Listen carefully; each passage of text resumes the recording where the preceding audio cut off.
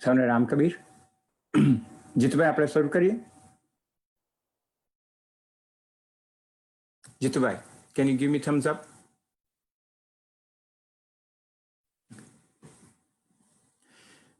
સૌને રામ કબીર. શ્રી રામકબીર ભક્ત સમાજ ઓફ યુએસએ, એમના પ્રમુખ શ્રી જીતુભાઈ સન્મુખભાઈ ભક્ત,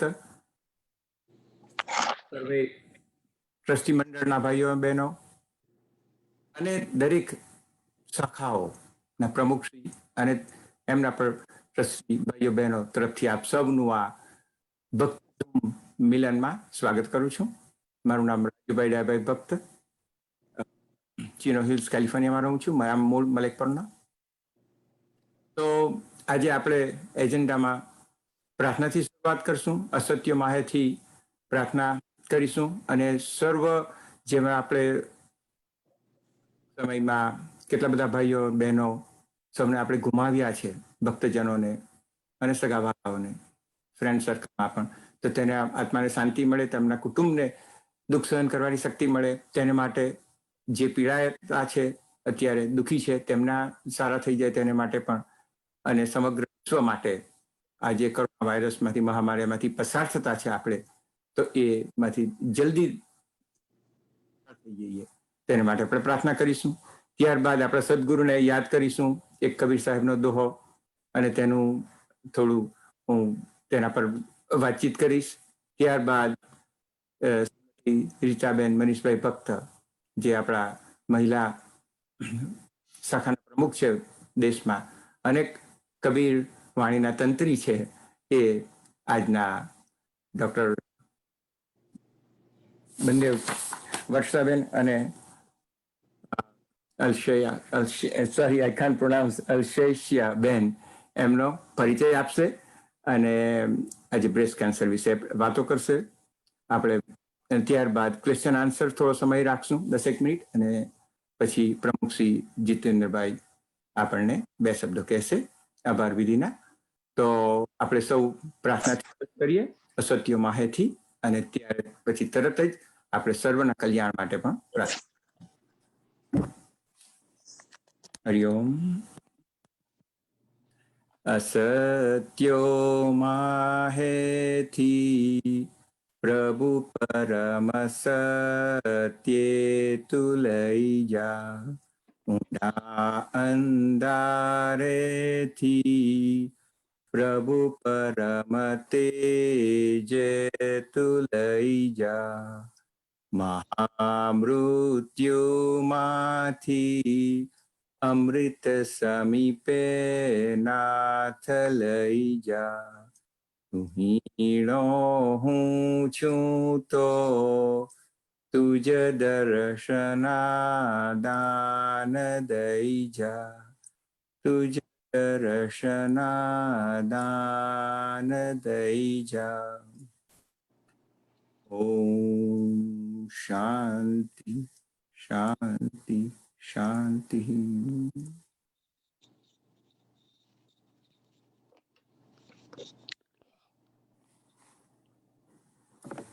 તો આપણે સદગુરુને યાદ કરીએ. પ્રમુખ શ્રી જીતનભાઈ જે વાત કરી કે ભાઈ દરેક આપણા જે ભક્ત સમાજના કાર્યક્રમો છે એ આપણે સદગુરુને હંમેશા યાદ કરી અને આપણે આપી ગયા છે તેને આપણે જીવનમાં કેવી રીતે ઉતારવી, મોસ્ટ ઇમ્પોર્ટન્ટ કેવી રીતે કે ભાઈ આપણે એનો ફોટો છે, મૂર્તિ છે, ગાદીમાં પ્રતિમા મૂકી છે, તો હવે એને સમજીએ માઇન્ડથી, હાર્ટમાં, અને પછી જીવનના દરેક કેવી રીતે ઉપયોગી થાય આપણને, એ રીતે આ કાર્યક્રમ આપણે શરૂઆત કરતા છે. તો આજે મને સાથી એક યાદ આવી કબીર સાહેબની કે ત્યાગી ત્યાગી સબ કહે, ત્યાગી त्यागी सब कहे और त्याग सब थोर, त्यागी त्यागी सब कहे और त्याग सब थोर, त्यागी तभी जानिए, त्यागी तभी जानिए त्यागे घटका चोर. તો એનો આપણે થોડું વિવેચન કરીએ તો કબીર સાહેબ શું કહેવા માંગે છે કે આપણે ત્યાગ કરીએ અને ચીજ વસ્તુઓનો ત્યાગ કરીએ, અને ઇવન અત્યારે ધારો કે શ્રાવણ મહિનો ગયો તો આપણે એક દિવસનો ઉપવાસ કર્યો બધાએ, જે ભાઈઓ અને બહેનોએ, કે પછી કોઈ પણ જાતની આપણે દાન કરીએ કે બાધા રાખીએ કે કંઈ પણ ત્યાગ કરીએ, તો એ બધા ત્યાગને કબીર સાહેબ કહે છે કે એ બધા થોર એટલે કે એટલા બધા ઊંચા લેવલના નથી. જો તમારે ત્યાગ જ કરવો હોય તો આપણી અંદર રહેલા, મનની અંદર રહેલા ક્રોધ, ઈર્ષ્યા, લોભ, મદ, મોહ, ગિલ્ટી ફિલિંગ, રિગ્રેટ્સ, પશ્ચાતાપ, આ બધા જે છે ચોર, એનો તમે ત્યાગ કરો. હું પોતે એમ માનું છું કે કબીર સાહેબ એક નોટ ઓનલી સાયકોલોજીસ્ટ પણ એક સાયન્ટિફિક પણ હતા, સાયન્ટિસ્ટ પણ હતા. જેમ હું મારી સમજ પ્રમાણે એનું અર્થઘટન કરું છું, અને તમારું અર્થઘટન થોડું જુદું હોય, પરંતુ મને એવું લાગે કે કબીર સાહેબ બહુ ઊંડાણની રીતે વાત કરતા. હવે કેવી રીતે આપણને ઇફેક્ટ કરે તે જોઈએ આપણે, કે આ ક્રોધ, મદ, લોભ એ છે બધું. આપણે જીવનમાં કોઈ પણ વ્યક્તિને કંઈ મદદ કરવી હોય, કોઈ પણ માણસ આપણી પાસે પૈસા માંગવા આવે કે ભાઈ તમે મને $100 આપો, $100 આપો, તો પહેલું તો આપણા ખિસ્સામાં હોવા જોઈએ તો આપણે આપી શકીએ. તો હવે શું થાય કે આપણા ખિસ્સામાં આવે ધેટ મીન્સ આપણને પહેલો બેનિફિટ આપણને થાય, તો પછી આપણે બીજાને બેનિફિટ આપી શકીએ. પણ એને જોવા જઈએ તો નેગેટિવ ઇમ્પેક્ટ પણ એ જ થાય છે કે સારી વસ્તુ આપીએ, પ્રેમ છે, મમતા છે, કરુણા છે, એ બધી વસ્તુ આપણા શરીરમાં જે રસાયણો પેદા કરે પહેલા, ત્યારબાદ સામેના વાળાને ફાયદો થાય. તો હવે વિચાર કરો કે ક્રોધ, મદ, મોહ, ઈર્ષ્યા, લોભ, એ જે રસાયણો પેદા કરવાનું, હોર્મોન પેદા કરવાનું, તો પહેલામાં પહેલો ગેરલાભ કોને થવાનો? એ આપણને પોતાને થવાનો. અને પછી શું થાય કે ટીપે ટીપે ટીપે અંદર જમા કરે. આપણી પાસે સારા કેમિકલ્સ છે, ધારો કે કેમિકલ કરતા એને આપણે હોર્મોન્સ કે ન્યુરો ટ્રાન્સમીટર કે આપણે એની ભાષામાં મેડિકલ સાયન્સમાં તો સેરોટોનિન, ડોપામાઇન, ઓક્સિટોસિન, એ બધા છે, મેલાટોનિન, એ બધા સારા પોઝિટિવ છે. એ આપણે પોઝિટિવ કામો કરીએ તેમાંથી આપણને મળે.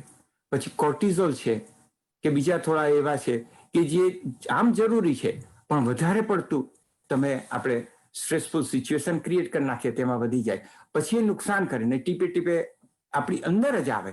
અને પછી આપણે કે ભાઈને કે બહેનને નખમાં રોગ નહીં ઉતો ને ઓચિંતું ક્યાંથી આવ્યું? પરંતુ ઓચિંતું નથી આવતું, આ ટીપે ટીપે જમા થાય છે આપણા શરીરમાં. તો વિચાર કે કબીર સાહેબ કેવા હતા એમ, સાયકોલોજીસ્ટ, સાયન્ટિસ્ટ એમ. તો એ જે બધી વસ્તુ છે એને આપણે એક સૂક્ષ્મ રીતે આવતી છે. બીજી કઈ વસ્તુ આજે આપણે બહાર ફેંકવી હોય તો કિચનને સાફ કરો, ગરાજને સાફ કરો, રેફ્રિજરેટરને સાફ કરો, તો કે લઈને સીધું ગાર્બેજમાં મૂકી આવીએ. પણ આ લોભ, મોહ, ક્રોધ, ઈર્ષ્યા, રિગ્રેટ, એ બધી વસ્તુને આપણે કેવી રીતે કાઢીએ? કારણ કે એ તો દેખાતી નથી, એ તો બધી સૂક્ષ્મ વસ્તુ છે. તો એના માટે મને એમ થયું કે આપણે એ કરવું જોઈએ કે ભાઈ આપણે રોજનું ઇન્ટ્રોસ્પેક્શન કરીએ, એટલે આત્મનિરીક્ષણ સાંજે કરીએ. 3-4 ક્વેશ્ચન આપણી જાતને પૂછવાના કે ભાઈ મેં આજે ક્યાં મારી કેવી પરિસ્થિતિ હતી કે જેમાં મારો ક્રોધ આવી ગયો, અનનેસેસરી ઈર્ષ્યા થઈ ગઈ, પશ્ચાતાપ થયો. આ બધી જે વસ્તુ છે, પેલી પોઝિટિવ વસ્તુ પણ યાદ કરવાની. હું એમ નથી કે આપણે નેગેટિવ પર જ ફોકસ રાખતા છે, બંનેને યાદ કરવાનું, પણ નેગેટિવને આપણે છોડવાની છે. એટલે વર્ક આપણે એના પર વધારે કરવાનું છે. પછી શું કરીએ કે આપણે 3 ક્વેશ્ચન પૂછીએ કે પછી એના આપણે કે ને કઠોર પ્રમાણિકતા રાખવાની. આ લોકો અમેરિકામાં બ્રુટલ ઓનેસ્ટી, તે કઠોર પ્રમાણિકતા રાખી અને આપણે જ આપણે આન્સર આપવાના. કારણ કે આપણને તો કોઈ જોવા આવતું નથી કે તમે કયા આન્સર આપો. તે આન્સર આપી અને પછી શું કરવાનું કે એને તમારે પોતાની જાતને પણ માફ કરી દેવાના, સામેના વ્યક્તિને પણ માફ કરી દેવાની, એની પણ માફી માંગી લેવાની, અને પછી જોવાનું કે એ જ સિચ્યુએશનને ઇમેજિન કરો કે તમે કેવી રીતે હેન્ડલ કરી શકો બીજી વાર. ધીરે ધીરે એ રીતે આત્મનિરીક્ષણ કરતા જશું ને અને પોતાના પર વર્ક કરતા જશું તો બ્રેઇન રિવાયર થશે. તો આજે આ લોકો એમ કે all neurons which are fired together, they are wired together. એટલે આપણા બ્રેઇનની અંદર જ ધીરે ધીરે ચેન્જીસ બધા આવવા માંડશે. અને પછી બીજું શું કરવાનું? કારણ કે આપણે શું કરીએ કે લેઝી થઈ જઈએ, 1-2 દિવસ કરીએ પછી આપણે આ આત્મનિરીક્ષણ કરવાનું બંધ કરી દઈએ.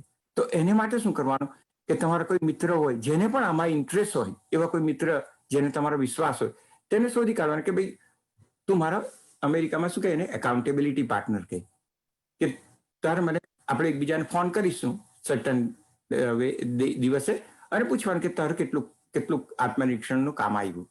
ડિટેલમાં જવું એની જવું એ તમારા પોતાના પર આધાર છે. પણ એને લીધે શું થશે, એકાઉન્ટેબિલિટી પાર્ટનરને લીધે ધીરે ધીરે તમારામાં પેલું કેટલી વાર તમે ના પાડવાના કે મેં નથી કર્યું, પછી તમે કરવાના જ.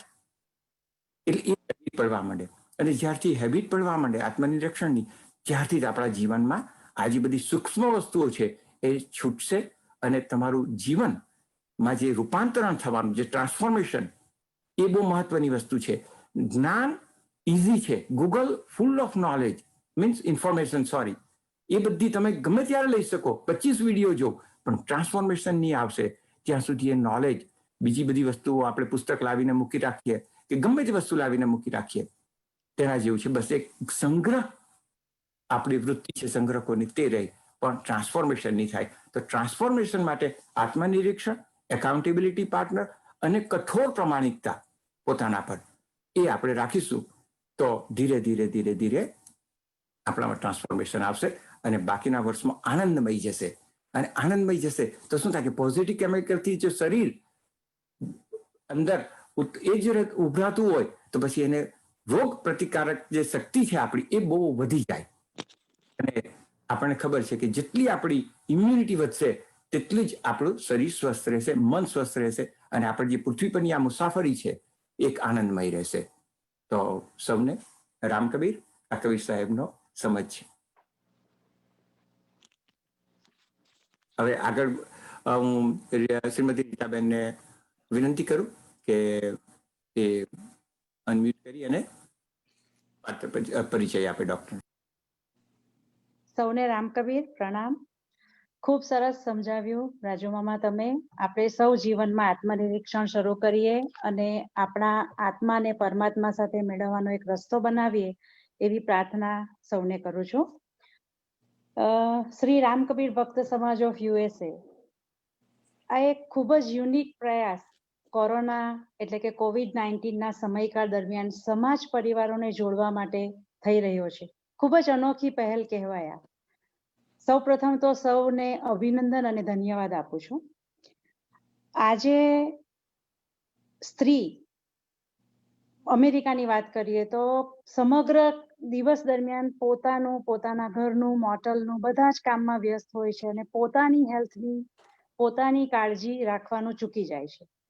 ત્યારે એને યાદ અપાવવું જરૂરી છે કે તું પણ એક મનુષ્ય છે અને તારે પણ તારા શરીરની કાળજી રાખવાની છે. તારા શરીરમાં થતા વિવિધ ફેરફારો અને વિવિધ રોગોની જાણકારી તને મળે, એ જ આશય, એ જ મૂળ હેતુથી આપણે આ બ્રેસ્ટ કેન્સર અવેરનેસ તથા માર્ગદર્શન ઝૂમ મિટિંગનું આયોજન કર્યું છે. આપણને મળ્યા છે બારડોલીના ખૂબ જ અનુભવી અને આધુનિક યુવા એવા 2 ગાયનેકોલોજીસ્ટ આપણી સાથે આજે છે, જેમનો પરિચય આપવો મારું અહોભાગ્ય છે. વર્ષોથી એમની સાથે રહી છું બારડોલીમાં. આપણા પ્રથમ સ્પીકર ડોક્ટર વર્ષાબેન પ્રવીણભાઈ પટેલ. તેઓ MD DGO ગાયનેકોલોજીસ્ટ એટલે કે સ્ત્રી રોગના નિષ્ણાંત તરીકે છેલ્લા 30 વર્ષથી હર્ષ હોસ્પિટલ બારડોલી, કે જે તેમની પ્રાઇવેટ હોસ્પિટલ છે, તેમાં કાર્યરત છે. હાઈ રિસ્ક પ્રેગ્નન્સી તથા લેપ્રોસ્કોપિક ગાયનેક સર્જરીના સ્પેશિયાલિસ્ટ તરીકે તેમણે કેટલાય નવજાત શિશુઓને બારડોલી એરિયાને અર્પણ કર્યા છે. વુમન્સ વેલફેર એક્ટિવિટી માટે તેઓ સતત કાર્યરત રહી માનવતાનું કાર્ય પણ સાથે સાથે કરી રહ્યા છે. તેઓ ખૂબ જ લાઇવલી અને સહજ વ્યક્તિત્વ ધરાવે છે એક ડોક્ટર તરીકે. એવા વર્ષાબેન આપણને મળ્યા છે. હું એમને આવકારું છું અને થેન્ક યુ કહું છું. આપણા બીજા સ્પીકર ડોક્ટર અલ્સેશિયા ખંત પટેલ એટલે કે ડોક્ટર અલ્સેશિયા પટેલ, ડોક્ટર વર્ષાબેનની દીકરી. ડોક્ટર વર્ષાબેનની દીકરી એટલે કે પુત્રવધુ. પહેલા મેં દીકરી કીધું કારણ કે એઓ એક પ્રેરણાત્મક જીવન જીવી રહ્યા છે મા દીકરી તરીકે. ડોક્ટર અલ્સેશિયા MD DNB ગાયનેકોલોજીસ્ટ તરીકે સરદાર હોસ્પિટલમાં હાલ કાર્યરત છે. તેઓ અત્યારે જ એક ખૂબ જ ક્યુટ રુદ્ર નામના બાળકને 6 મહિના પહેલા જન્મ આપ્યો છે અને તેની સાર સંભાળ ખૂબ જ સરસ રીતે કરી રહ્યા છે. તેઓ ખૂબ જ તેજસ્વી આધુનિક ટેકનોલોજી જ્ઞાન ગાયનેક વિભાગથી સભર એમને મેં નિહાળ્યા છે.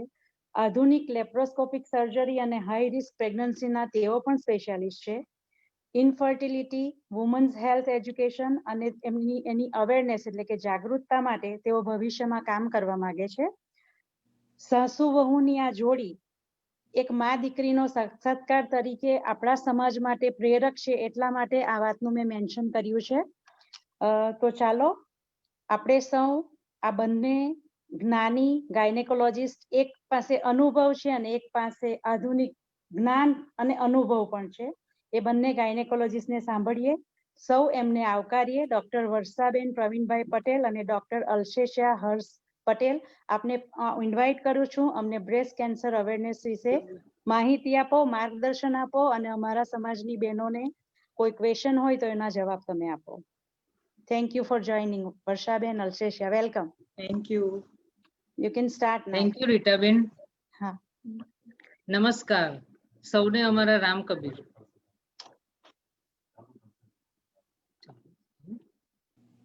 Good morning everyone. કેમ છો બધા? આજે આપણે બ્રેસ્ટ કેન્સર અવેરનેસ અને પ્રિવેન્શન વિશેના ઉપાયો વિશે વાર્તાલાપ કરીશું. આ વેબિનારમાં સહભાગી કરવા બદલ ભક્ત સમાજના પ્રમુખ શ્રી જીતુભાઈ, અન્ય હોદ્દેદારો તથા શ્રોતાજનો અને ખાસ ભક્ત સમાજના મહિલા પાંખના પ્રમુખ શ્રીમતી રીટાબેન અને મનીષભાઈનો હું હૃદયપૂર્વક આભાર માનું છું. મેડિકલ ફિલ્ડમાં રોગની સારવાર કરવા કરતા prevention is better than cure. જે રોગ હોય, ધારો કે કંઈ પણ કેન્સર કે કોઈ પણ જાતનો રોગ, તમે એનું જલ્દી નિદાન, વહેલું નિદાન કરો તો વહેલી સારવાર થાય અને તમે કેન્સર મુક્ત થઈ શકો. રોગને શરૂઆતના તબક્કામાં જ જાણી શકીએ તો સારવાર જલ્દી થાય છે. હાલમાં આપણે બધા કોરોના વાયરસ સામે લડત આપી રહ્યા છીએ. આખું વિશ્વ એની લપેટમાં આવી ગયું છે. એનાથી બચવાના ઉપાયો અને બધું અત્યારે બધાને ખબર જ છે અને એની પણ ટ્રીટમેન્ટ શોધાશે. કોરોનાએ આપણને બીજા બધા રોગો પણ ભૂલાવી દીધા છે. એટલે જ આજે જે રીટાબેને આ એક મિશન ઉપાડ્યું છે તો એમાં અમને સહભાગી કર્યા, તો એના માટે એમનો ઘણો આભાર માનું છું. આજે આપણે જે બ્રેસ્ટ કેન્સર અવેરનેસ અને પ્રિવેન્શન પર વાતો કરવાના છે. બ્રેસ્ટ કેન્સર વિશે પણ વિશ્વમાં ઘણા બધા સંશોધનો અને એની ટ્રીટમેન્ટ શોધાઈ છે. ફક્ત જરૂર છે આપણી સાવચેતીની અને આપણે એને કેવી રીતે, કેટલી ગંભીરતાથી લઈએ છે તે ખાલી આપણે કાળજી રાખવાની છે.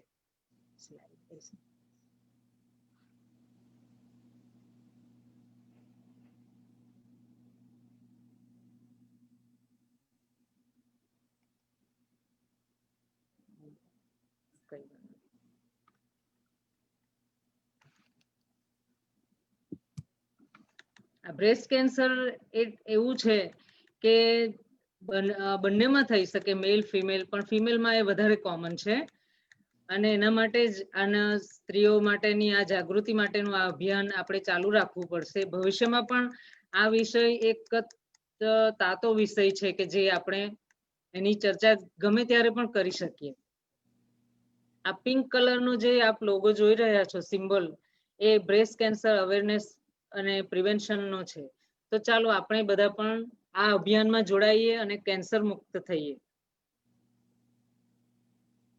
બ્રેસ્ટ કેન્સર અવેરનેસ મંથ દર વર્ષે ઓક્ટોબર માસમાં, ઓક્ટોબર મહિનામાં 1 ઓક્ટોબરથી 31 ઓક્ટોબર સુધી એને બ્રેસ્ટ કેન્સર અવેરનેસ મંથ તરીકે સેલિબ્રેટ કરવામાં આવે છે. એનું સંચાલન બ્રેસ્ટ કેન્સર ચેરિટી દ્વારા થાય છે, જેમાં બ્રેસ્ટ કેન્સરને અટકાવવા, સારવાર માટે અને નિદાન માટેના કારણોનું રિસર્ચ કે સંશોધન કરવા માટેનું ફંડિંગ થાય છે. આ ટ્રસ્ટ જે નીડી પેશન્ટ હોય કે જે આર્થિક રીતે સક્ષમ ન હોય એને પણ મદદ કરે છે.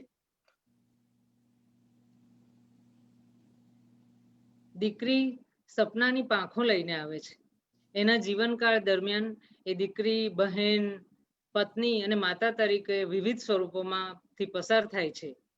સ્ત્રી કુશળ, મજબૂત અને વિવિધ ક્ષેત્રમાં નિપુણ છે. એ આશા, સૌંદર્ય, હિંમત અને કરુણાસભર છે. સૌને જિંદગીની ભેટ આપે છે, પોષણ અને રક્ષણ આપે છે. એટલે જ સ્ત્રી સન્માન અને પ્રેમની હકદાર છે. પોતાના જીવનની દરેક ક્ષણ એ કુટુંબ અને સમાજને સફળ કરવામાં સમર્પિત કરી દે છે. ચિત્રમાં દર્શાવ્યા મુજબ she is a multitask woman. સવારથી તે રાત સુધી એ બધાની સગવડ સાચવવામાં જ બિઝી હોય છે. બાળકોની, વડીલોની, પતિ દરેકની જરૂરિયાત પૂરી પાડવાની જવાબદારી લે છે. એને કુટુંબ, સમાજ માટે પણ યોગદાન આપવાનું હોય છે. આમાં પોતાના સ્વાસ્થ્ય માટે કે પોતાના હેલ્થ માટે ક્યાંથી સમય કાઢે, પણ એને એ તંદુરસ્ત હશે તો સમાજ તંદુરસ્ત રહેશે. એટલે એને એના માટે સમય કાઢવો જ પડશે. આજે મેડિકલ સાયન્સે ખૂબ પ્રગતિ કરી છે. વિવિધ ઉપકરણો વડે બ્રેસ્ટ કેન્સરનું નિદાન ઘણા શરૂઆતના સ્ટેજમાં શક્ય બન્યું છે. અદ્યતન સારવાર વડે તેને સંપૂર્ણપણે મટાડી શકાય છે. એટલે જ વહેલું નિદાન, વહેલી સારવારથી કેન્સર મુક્ત થઈ શકાય. બ્રેસ્ટ કેન્સરના પ્રિવેન્શનના ભાગરૂપે સ્વતપાસ એટલે કે સેલ્ફ એક્ઝામિનેશન ઓફ બ્રેસ્ટ પર વધુ મહત્વ આપ્યું છે. 20 વર્ષની ઉંમર પછી દર મહિને સેલ્ફ એક્ઝામિનેશન ઓફ બ્રેસ્ટ કરવી અને 40 વર્ષની ઉંમર પછી દર વર્ષે એક મેડિકલ ચેકઅપ તમારે કરાવવું જરૂરી છે. આ બ્રેસ્ટ સેલ્ફ એક્ઝામિનેશનનો સમય તમે પીરિયડ્સ પૂરા થાય ત્યાર પછી કરવી વધારે હિતાવહ છે. કે માસિક પહેલા જે અમુક હોર્મોનલ ચેન્જીસથી બ્રેસ્ટની અંદર ભારેપણું કે સોજો આવે તો એ તમે ટાળી શકાય. આ તપાસથી તમને ઘણી બધી એબનોર્માલિટીઝ માંથી તમે મુક્તિ મળે છે. સ્વતપાસ અરીસાની સામે સારા પ્રકાશમાં થવી જોઈએ. અરીસાની સામે ઉભા રહીને પહેલા સ્તનમાં કે આજુબાજુ ચામડીમાં ફેરફાર હોય તો ઇન્સ્પેક્શન છે કે જુઓ, અને ચામડીમાં કરચલી કે ગાંઠને લીધે ભાગ ઉપસેલો હોય તો તે પણ તમે નોટિસ કરી શકો. પછી આવશે નિપલની પણ ઇન્સ્પેક્શનમાં કે લાલ રંગની કે એની આજુબાજુ ચીરા પડ્યા છે કે નિપલ અંદરથી ખેંચાયેલી હોય કે જેને રિટ્રેક્ટેડ નિપલ કહેવાય એ પણ તમે નોટિસ કરી શકો. હવે બંને હાથ ઊંચા કરીને બ્રેસ્ટમાં કોઈ પણ ભાગમાં ખાડો અથવા તો કોઈ ભાગ ઉપસેલો હોય અથવા તો નિપલનું રિટ્રેક્શન હોય એ તમે નોટિસ કરો. હવે એક હાથ ઊંચો કરીને બીજા હાથે સામેની બ્રેસ્ટનું તપાસ એટલે કે જમણા હાથે ડાબી બાજુની બ્રેસ્ટનું તપાસ અને ડાબા હાથે જમણી બાજુની બ્રેસ્ટનું તપાસ આંગળીના વચ્ચેના ભાગથી કરવાનો. ટેરવાનો ઉપયોગ નહીં કરવાનો.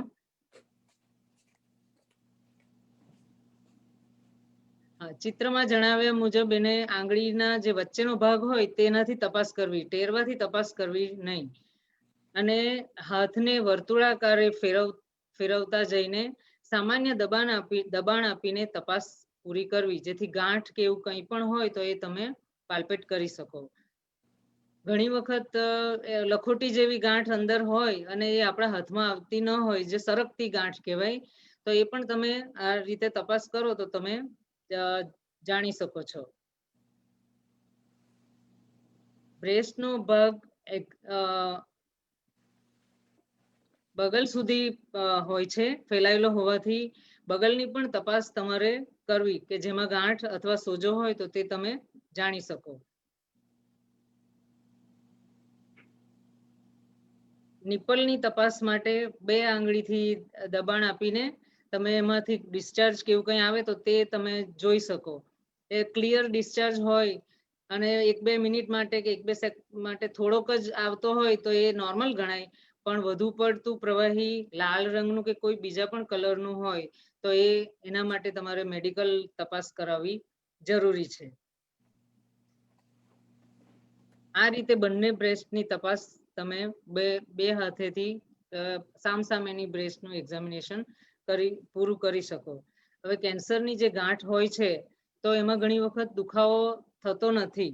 તો સામાન્ય રીતે બહેનોને જે શરમાળ વૃત્તિવાળી બહેનો હોય તો જે ગાંઠ દુખતી ના હોય તો એને શાના માટે આપણે ચેકઅપ કરાવવું? તો એ ચેકઅપ નથી કરાવતા તો એ કેન્સર આગળ વધી જાય છે અને આપણા સારા થવાના જે ચાન્સીસ હોય તે ઓછા થઈ જાય છે. એટલે આ રીતે જ કોઈ પણ ગાંઠ તમને નાની મોટી તમને તપાસમાં લાગે તો વિના સંકોચે ડોક્ટર પાસે જઈને એની તપાસ કરાવો અને દર વર્ષે મેડિકલ ચેકઅપ કરાવો અને એનું સ્ક્રીનિંગ કરાવો. આ પિક્ચર હોલિવૂડની મશહૂર અભિનેત્રી એન્જેલિના જોલીની છે. સામાન્ય રીતે એક્ટરો પોતાના ફિગર માટે ખૂબ જ કોન્શિયસ હોય છે. એના મધરને કેન્સર હોવાથી એણે પોતાનું બ્રેકા જીન્સથી તપાસ કરાવીને એને જાણ્યું કે એના બ્રેસ્ટ કેન્સર થવાના ચાન્સીસ 87% અને ઓવરિયન કેન્સરના 50% ચાન્સ છે. હજી એને કેન્સર થયું નથી પણ સંભાવના હોવાથી એણે સર્જરી બંને બ્રેસ્ટની સર્જરી કરાવી અને આ વાત જાહેરમાં જણાવી કે આ રીતે તમે અવેરનેસ માટે જ કે જાહેરમાં પોતે એક્સપોઝ થઈ કે આ રીતે ટ્રીટમેન્ટ શક્ય છે. અને એના સર્જરી પછી એણે યુએસમાં લગભગ 40 થી 50% અવેરનેસ ઇન્ક્રીઝ થઈ વધી અને કેન્સર અવેરનેસ આવી. હવે તો દરેક દેશમાં આના માટેની આધુનિક ઉપકરણો અને આધુનિક સગવડો છે. તો આપણે પણ એનો લાભ લઈને કેન્સર સામે લડત આપીએ. મને શાંતિથી સાંભળવા બદલ આપ સૌનો ખૂબ ખૂબ આભાર. આશા રાખું આ ડિસ્કશન, આ વાર્તાલાપ તમારા માટે નવી દિશા, નવા વિચારો લાવે અને એનો અમલ થાય એ આશા સાથે વિરમું છું. રામ કબીર. હવેનું સેશન અલ્શેશિયા સંભાળશે.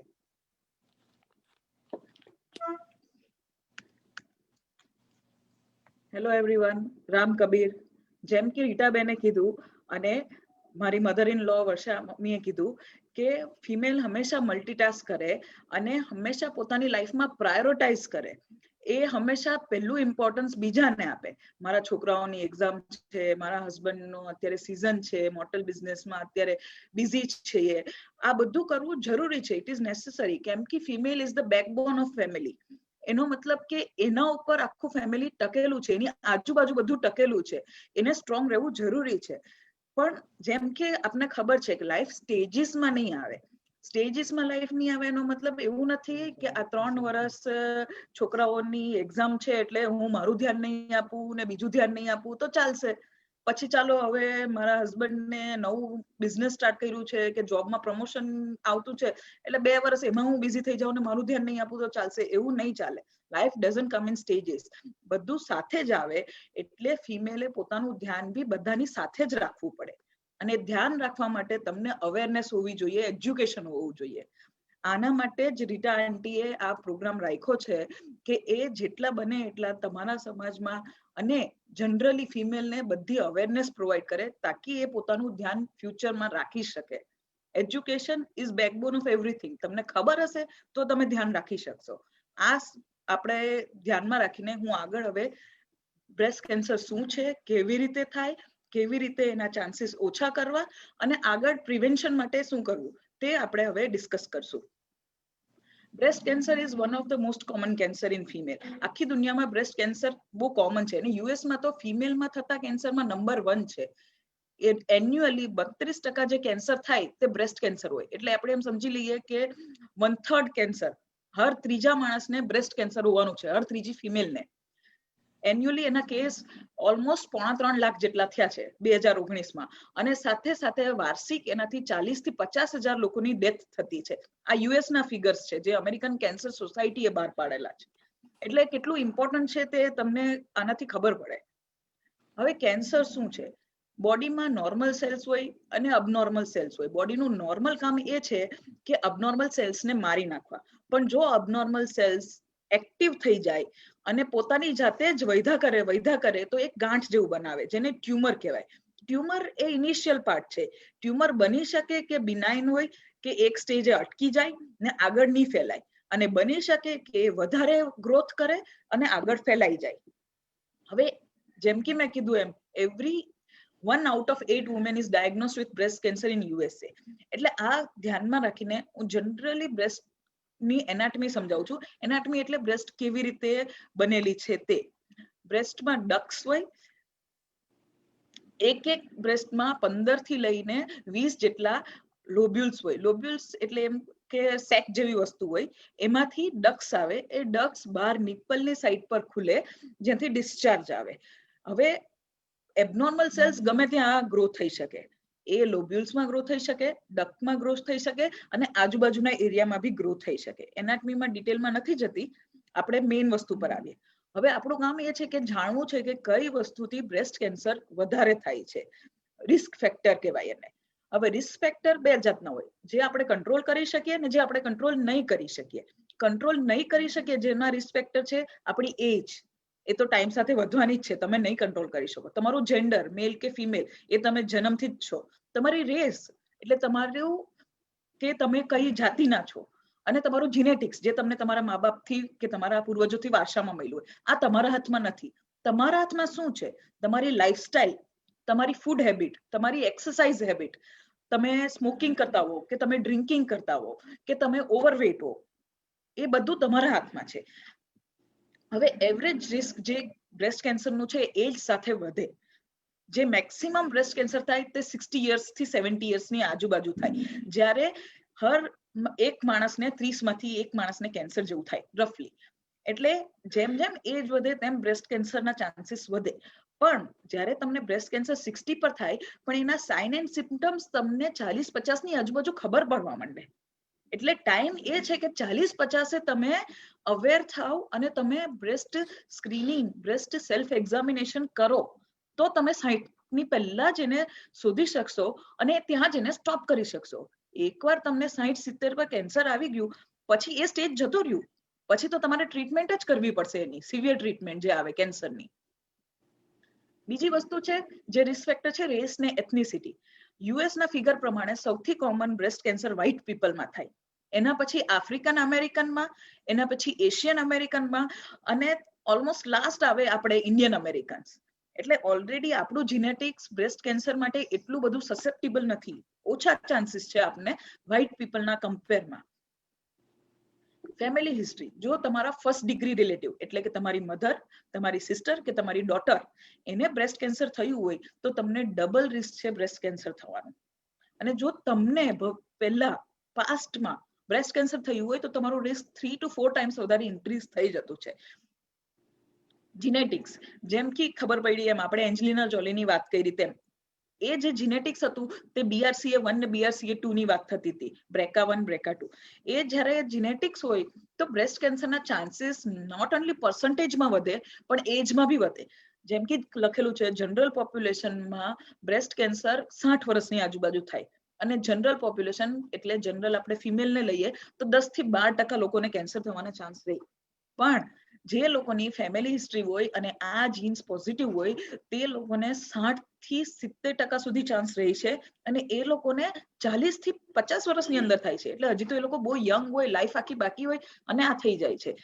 અને આ BRCA1 ને 2 અને ટેસ્ટ અવેલેબલ છે, ક્રોમોઝોમલ સ્ટડીઝ કરાય અને આ જીન સ્ટડી થઈ શકે છે. એ યુએસમાં તો બહુ ઇઝીલી અવેલેબલ છે. એટલે જો તમારી ફેમિલી હિસ્ટ્રી હોય, તમારી મધરને કે તમારી ગ્રાન્ડ મધરને કે તમારી બહેનને થયું હોય તો એકવાર આ ટેસ્ટ કરાવી લેવી જોઈએ. પછી પ્રેગ્નન્સી અને બ્રેસ્ટ ફીડિંગ એ બ્રેસ્ટ કેન્સર માટે લાભદાયક છે. જો તમને પ્રેગ્નન્સી રહી હોય અને તમે તમારા બેબીને બ્રેસ્ટ ફીડિંગ આપ્યું હોય મોર ધેન અ યર, તમારા બ્રેસ્ટ કેન્સરના ચાન્સ ઘણા જ ઘટી જાય છે. પણ જો તમને એક બી વાર પ્રેગ્નન્સી રહી નહીં હોય તો, અને જો તમારી પહેલી પ્રેગ્નન્સી 30 વર્ષની ઉપર હોય અને તમે બ્રેસ્ટ ફીડિંગ નહીં આપ્યું હોય તો તમારા ચાન્સીસ અગેન વધી જાય બ્રેસ્ટ કેન્સર થવાના. મેન્સ્ટ્રુઅલ હિસ્ટ્રી, જો તમારા મેન્સીસ પહેલી વાર 12 વર્ષથી પહેલા જ આવી ગયા હોય અને જો તમારા મેન્સીસ બંધ થયા હોય 55 વર્ષ પછી તો અગેન તમારા ચાન્સીસ વધી જાય બ્રેસ્ટ કેન્સરના. હોર્મોન રિપ્લેસમેન્ટ થેરાપી, જસ્ટ શોર્ટમાં કહું છું, જ્યારે આપણે આપણા મેન્સીસ બંધ થઈ જાય એટલે આપણા બોડીમાં જે હોર્મોન્સ પ્રોડક્શન હોય તે બંધ થઈ જાય, એટલે ઘણાને હાડકા નબળા થઈ જાય ને ફ્રેક્ચર્સ થાય ને એવું થાય. એટલે મોડર્ન સાયન્સમાં એમને હોર્મોન સપ્લિમેન્ટ્સ આપવામાં આવે કે એમના બોડીમાં એસ્ટ્રોજન રહે અને આ બધું ના થાય. બટ એના પોતાના સાઇડ ઇફેક્ટ્સ ને નેગેટિવ પોઈન્ટ્સ છે. It is one of the risk of breast cancer. પછી તમને રેડિયેશન નો એક્સપોઝર હોય, એટલે રેડિયેશન એટલે એકવાર એક્સરે કરાવ્યું કે એકવાર સીટી સ્કેન કરાવ્યું એ રેડિયેશન નહીં હોય. તમે રેડિયેશન જેવા ફિલ્ડમાં કામ કરતા હો, તમે હોસ્પિટલમાં કામ કરતા હો, એઝ અ ટેકનિશિયન કામ કરતા હો, તો આ ચાન્સીસ તમારી માટે વધી જાય. બીજું ડેન્સ બ્રેસ્ટ, એટલે જેની બ્રેસ્ટ હેવી હોય, વજનદાર હોય, તો એમને અગેન બ્રેસ્ટ કેન્સરના ચાન્સીસ વધી જાય. લાઇફસ્ટાઇલ મોસ્ટ ઇમ્પોર્ટન્ટ ફેક્ટર ને જે મોસ્ટ ફેક્ટર જે આપણે બદલી શકીએ તે આપણી લાઇફસ્ટાઇલ છે, જેનાથી આપણે પ્રિવેન્ટ કરી શકીએ બ્રેસ્ટ કેન્સરને. લાઇફસ્ટાઇલનો મતલબ છે ડ્રિંકિંગ, સ્મોકિંગ, ઓબિસિટી ને ફિઝિકલ ઇનએક્ટિવિટી. ફિઝિકલ ઇનએક્ટિવિટી એટલે કામ કઈ કરવાનું નહીં, બેસીને ખાલી ઓફિસમાં બેસી રહેવાનું, એ સૌથી વર્સ્ટ છે. હવે જ્યારે આપણે ઓબિસિટીને લેતા છીએ તો હું ઓબિસિટી વિશે થોડુંક સાઇડ ટ્રેક જઈને કહેવા માંગુ છું. આજકાલ ઓબિસિટી બહુ કોમન છે અને અમેરિકામાં તો બહુ જ થઈ ગયેલું છે. ઓલમોસ્ટ 30 to 40% પોપ્યુલેશન ઓબિસિટીથી સફર થાય છે. ઓબિસિટી is root cause of many disease. ઓબિસિટી હોય, ઓબિસિટી એટલે મોટાપણ, જાડા હોય તે, એનાથી તમને હાર્ટ ડિઝીઝ થઈ શકે, તમને હાઈ બ્લડ પ્રેશર થઈ શકે, ડાયાબિટીસનો રિસ્ક હોય, સ્લીપ પ્રોબ્લેમ્સનો રિસ્ક હોય, કોલેસ્ટ્રોલ થઈ શકે, સ્ટ્રોક આવી શકે અને એની સાથે સાથે ઘણા બધા કેન્સર આવી શકે. ઓબિસિટી કોરોના વાયરસ સાથે બી લિંક્ડ છે. જ્યારે આટલું બધું કોરોનાનું ચાલતું છે તો આ વસ્તુ બી એક આપણે ઇન્ક્લુડ કરી લઈએ કે ઓબિસિટી એઝ સચ કોરોના વાયરસથી ઇન્ફેક્શન નથી આપતું, પણ જે ઓબિસિટીના કોમ્પ્લિકેશન હોય છે એનાથી તમને કોરોના વાયરસ સિવિયર થવાનું અને હોસ્પિટલાઇઝેશન વધારે થવાના ચાન્સીસ થાય છે. Almost double the risk of hospitalisation than normal person, અને ડેથ થવાના ચાન્સ બી વધારે છે. બીકોઝ આ જે ઓબિસ પર્સન હોય તેમને ક્યાંક ને ક્યાંક બીજો પ્રોબ્લેમ હોય જ છે, કાં તો ડાયાબિટીસ હોય, કાં તો હાઇપરટેન્શન હોય, કાં તો હાર્ટ પ્રોબ્લેમ હોય, કાં તો કોલેસ્ટ્રોલ હોય, અને આ બધું કોરોના સિવિયર કરતું છે. હવે ઓબિસિટી કેવી રીતે થાય? આપણી ફૂડ હેબિટ્સથી. આપણી ફૂડ હેબિટ્સમાં જો તમે જંક ફૂડ વધારે ખાતા હોય, burger, pizza, fast food, cake, pastries, એ બધું તમને ન્યુટ્રિશનથી વધારે ખાલી કોલેસ્ટ્રોલ આપે. અને જો તમે હેલ્ધી ફૂડ ખાતા હો, ફ્રૂટ્સ, વેજીટેબલ્સ, સલાડ, ફિશ, આ બધું, તો એ તમને હેલ્થ ફૂડ વધારે આપે, જેમાંથી તમારે બોડીને ન્યુટ્રિશન મળે પણ ફેટ એકલી જ ના મળે. આ બેડ હેબિટ્સ છોડવાની જરૂર છે. સિડેન્ટરી લાઇફસ્ટાઇલ છોડવાની જરૂર છે. એક્સરસાઇઝ, એક્ટિવિટી લાઈફમાં એડ કરવાની જરૂર છે. બીજું જે કારણ છે બ્રેસ્ટ કેન્સરનું તે છે લો વિટામિન ડી લેવલ. આપણે મોસ્ટલી લાઇટ એક્સપોઝર તો આપણા ઇન્ડિયન્સનું તો હોતું જ હોય છે. જે અમુક લોકો હોય નાઇટ શિફ્ટ વધારે કરતા હોય ને એવું હોય તે લોકોનું ના હોય, પણ ઘણી વાર આફ્ટર એજ ઓફ 30 ફિમેલમાં વિટામિન ડી નું કોન્સન્ટ્રેશન અને કેલ્શિયમનું કોન્સન્ટ્રેશન ઓછું થતું જાય છે, જેના પછી તમારે સપ્લિમેન્ટ્સ લેવા જોઈએ. એટલે ડેલી નહીં તો એટલીસ્ટ ઓલ્ટરનેટ ડે કે વીકમાં 2-3 times you should take vitamin D and calcium supplement after the age of 30 to 35. બીજી જે વસ્તુ આપણે બ્રેસ્ટ કેન્સર કરાવી શકે તે કોસ્મેટિક્સ છે. કોસ્મેટિક્સ છે, ફૂડમાં મારો કહેવાનો મતલબ છે આર્ટિફિશિયલ ફ્લેવરિંગ એજન્ટ્સ, પ્રિઝર્વેટિવ્સ, પછી પ્લાસ્ટિક્સ, પછી સનસ્ક્રીન તમે અપ્લાય કરો, એ બધું વસ્તુ તમને બ્રેસ્ટ કેન્સર માટે વધારે સસેપ્ટેબલ કરે છે. હવે આપણે આ જે જોયા રિસ્ક ફેક્ટર, એમાં કયો રિસ્ક વધારે છે ને કયું રિસ્ક ઓછું છે તેનો આ ટેબલ છે. જો તમારું જીનેટિક્સ હોય, BRCA1, BRCA2 હોય તો તમારું રિસ્ક મેક્સિમમ છે. એના પછી આવે તમારા ચાઇલ્ડ બર્થ, અર્લી તમારું મેનાર એટલે કે તમારા મેન્સીસ, પછી તમે હોર્મોન રિપ્લેસમેન્ટ થેરાપી લીધી હોય, કે પછી તમે આલ્કોહોલ ને ફેમિલી હિસ્ટ્રીમાં હો, આ બધું જ તમને બ્રેસ્ટ કેન્સર કરે ને આ ઓર્ડરમાં કરે. નાઉ બ્રેસ્ટ કેન્સરના સિમ્ટમ્સ ને સાઇન્સ, એટલે બ્રેસ્ટ કેન્સર દેખાય કેવું, કેવી રીતે ખબર પડે કે હું ઇનિશિયલ પાર્ટ ઓફ બ્રેસ્ટ કેન્સરમાં છું. તમને તમારી બ્રેસ્ટમાં કોઈ ગાંઠ જોવા મળે કે ફીલ થાય, એ ફીલ ત્યારે જ થવાની છે જો તમે બ્રેસ્ટ સેલ્ફ એક્ઝામિનેશન રૂટીનલી કરો, બરાબર? કા પછી તમને બ્રેસ્ટમાંથી કોઈ જાતનો ડિસ્ચાર્જ મળે, કંઈક પ્રવાહી નીકળતું હોય, પ્રવાહી ટ્રાન્સપરન્ટ હોઈ શકે છે, પાણી જેવું, બ્લડ સ્ટેન્ડ હોઈ શકે છે, ગ્રીનિશ હોઈ શકે છે, યલોઇશ હોઈ શકે છે. પાણી જેવું હોય અને જો ફ્યુ સેકન્ડ્સ માટે નીકળતું હોય કે 2-3 સેકન્ડ માટે ને થોડુંક 4-5 ટીકા, તો એ નોર્મલ છે, નથી, you need not to worry. But જો બીજો કોઈ કલર હોય તો તમારે ડોક્ટરને અપ્રોચ કરવાનો ટાઈમ આવી ગયો છે. એના પછી તમારું નિપ્પલનું ટેક્સચર, તમારું નિપ્પલ નોર્મલ, ઇન્વર્ટેડ, બધાના અલગ અલગ હોય, પણ એનાથી ચેન્જ થયું હોય, ઇન્વર્ટેડ થયું હોય, રિટ્રેક્ટેડ થયું હોય, then it is not normal. તમારે એકવાર ચેકઅપ કરાવી લેવું જોઈએ. કાં તો બ્રેસ્ટની સ્કિનનું કાઉન્ટર, એટલે કે ઓરેન્જ લાઈક હાર્ડ સ્કિન થઈ જાય સોફ્ટમાંથી. એ બધું વસ્તુ છે જે તમે એક હિન્ટ આપી શકે કે કંઈક નોર્મલ નથી, અબનોર્મલ ચાલુ થયું છે બોડીમાં, ને અર્લી સ્ટેજે તમે ડોક્ટર્સને બતાવો. હવે બ્રેસ્ટ ડિઝીઝ જેમ મેં પહેલા કીધું તેમ બે ટાઈપની હોય છે, બિનાઇન બી હોય અને મલિગ્નન્ટ બી હોય. બિનાઇન એટલે કે એ ડિઝીઝ એક ટ્યુમર જે હતું એક સ્ટેજ સુધી વધ્યું અને પછી ત્યાં જ અટકી ગયું, હવે આગળ નથી વધતું, પણ સ્ટીલ એ એક ટ્યુમર છે.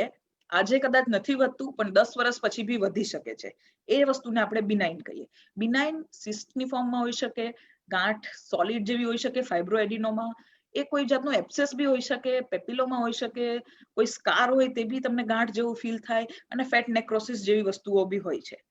એના પછી છે મલિગ્નન્ટ. આ જે વસ્તુ છે તે ખતરનાક છે. મલિગ્નન્ટ મતલબ કે ગાંઠ જે છે કે કેન્સર જે છે તે કન્ટિન્યુઅસલી વધતું છે, વધતું જતું છે ને આજુબાજુના એરિયામાં ફેલાતું છે. પહેલા એ આજુબાજુના એરિયામાં ફેલાશે, એકવાર એને રસ્તો મળશે તો એ બ્લડમાં એન્ટર થશે અને આખા શરીરમાં ફેલાશે.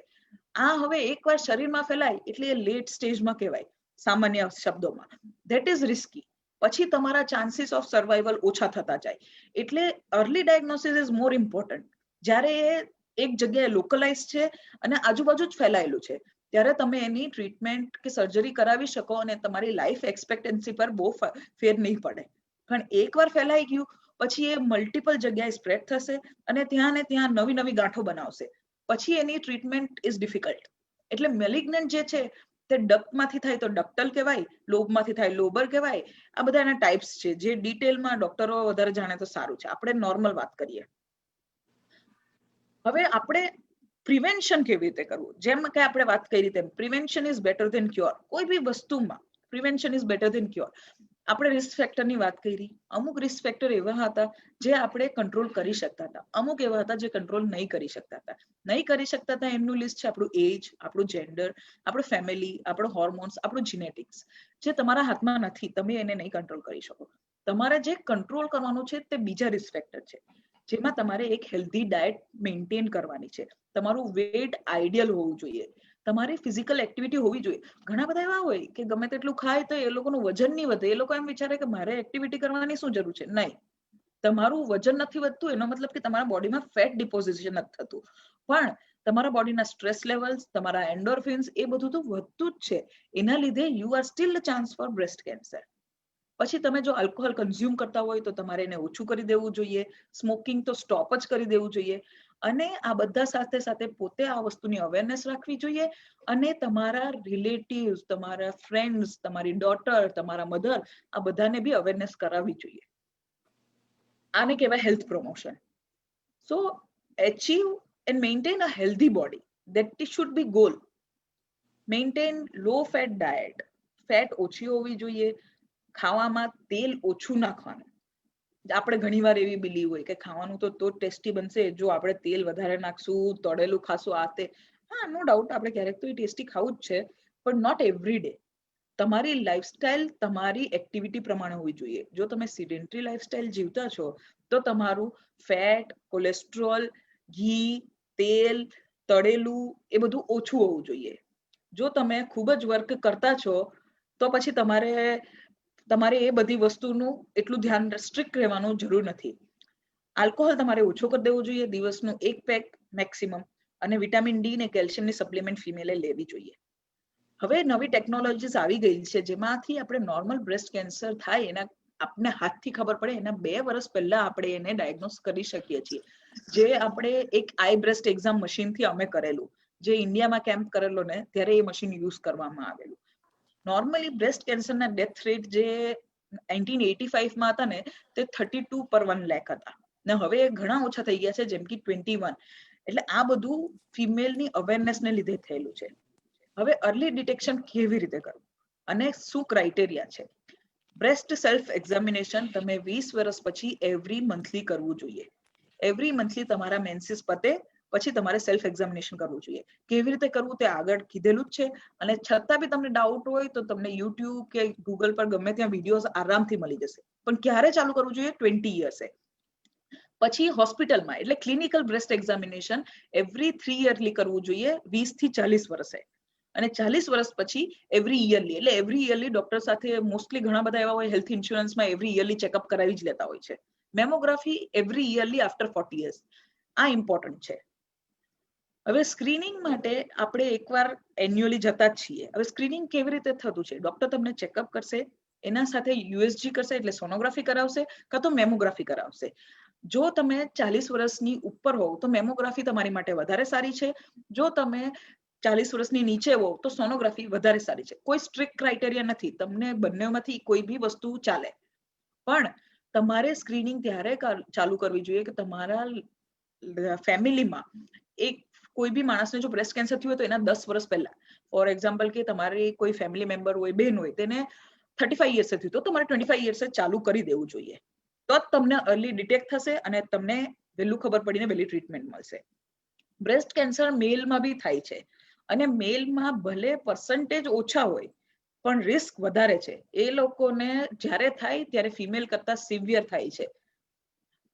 હવે મેનેજમેન્ટ જે છે બ્રેસ્ટ કેન્સરની ટ્રીટમેન્ટ એ ઘણી બધી વસ્તુઓ પર ડિપેન્ડ કરે છે કે બ્રેસ્ટ કેન્સર કેટલી એજે થયું, એની સાથે બીજી કોઈ તકલીફો છે કે નહીં પેશન્ટને, ડાયાબિટીસ કે બીપી કે કોલેસ્ટ્રોલ, ટ્યુમર કયા સ્ટેજે છે, એના રિસેપ્ટર આ તે. પણ એક સિમ્પલ વસ્તુ છે, early diagnosis good response, late diagnosis bad response. Early diagnosis હોય, સ્ટેજ 1, 2, 3 માં હોય, લોકલાઇઝ્ડ હોય, એક જ જગ્યાએ હોય, તો તમે ઇઝીલી એની ટ્રીટમેન્ટ કરાવી શકો છો સર્જરી કરાવીને. પણ લેટ થાય તો તમારે chemotherapy, radiotherapy, endocrine therapy, palliative therapy એવું બધું કરાવવું પડે છે, જેના રિઝલ્ટ્સ બહુ સારા નથી હોતા. અને તમે એમ જો જાણવા જાઓ કે બ્રેસ્ટ કેન્સરની સક્સેસફુલ ટ્રીટમેન્ટ છે કે નહીં, એટલે આપણે જ્યારે બ્રેસ્ટ કેન્સરની સક્સેસફુલ ટ્રીટમેન્ટની વાત કરીએ તો યસ, ઇટ ઇઝ પોસિબલ. આપણે જો અર્લી સ્ટેજમાં ડાયગ્નોસ કરીએ તો 5 years survival rate is almost 100%. એટલે કે તમે અર્લી સ્ટેજમાં ડાયગ્નોસ કરો તો તમને લોંગ સર્વાઇવલ મળે. તમારી જિંદગીમાં બ્રેસ્ટ કેન્સરને લીધે કોઈ વર્ષો ઓછા નહીં થાય. આ વસ્તુને લીધે જ હું કહેવા માંગુ છું કે early self breast examination is very important. તમારે ચાલુ કરી દેવું જોઈએ 20-30 યર્સે. તમારે તમારી ડોટરને બી શીખવાડવું પડે. 20 વર્ષે એને નહીં ખબર પડે, પણ તમારે એને શીખવાડવું પડશે. સેલ્ફ બ્રેસ્ટ એક્ઝામિનેશનમાં 2 થી 3 મિનિટ લાગે ડેઈલીની. પણ જો તમારી લાઈફમાં કદાચ આ બેડ ઇન્સિડન્સ થવાનો હોય અને તમે અર્લી ટાઈમ પર એને ડાયગ્નોસ કરી લ્યો તો તમારા 10 વર્ષ બચી જાય. ખાલી આપણે બિઝનેસના તરીકે જોઈએ તો ફાયદો તો છે જ ને. મંથલી 3 મિનિટ એટલે ખાલી આપણે 36 મિનિટ પર યર થઈ ને 40 વર્ષો કરો તો ઓલમોસ્ટ 1600 મિનિટ જેટલું થયું રફલી. પણ તમે એક વર્ષમાં કેલ્ક્યુલેટ કરો તો 10 વર્ષ તો ક્યાં ગયા. એટલે તમે મેથ્સ લગાવો થોડુંક, અને બિઝનેસ આપણે બધા મોટલ વાળા તને તો ખબર જ છે કેટલું ગણિત ચાલે આમાં. એટલે બેનિફિટ તો આપણો તો જ છે કે જો આપણે અર્લી એને ચાલુ કરીએ અને અર્લી જ પકડાઈ જવી જોઈએ. આપણે ઈચ્છતા જ નથી કે કોઈ લેટ સ્ટેજ સુધી પહોંચે. અને એના પછી બી ઇન કેસ તમને કદાચ બ્રેસ્ટમાં લમ્પ હોય, આ હોય, બ્રેસ્ટમાં મેસ્ટેક્ટમી એટલે આખી બ્રેસ્ટ કાઢી નાખવી પડે, તો આજકાલ તો રિકન્સ્ટ્રક્શન સર્જરી વેરી કોમન છે.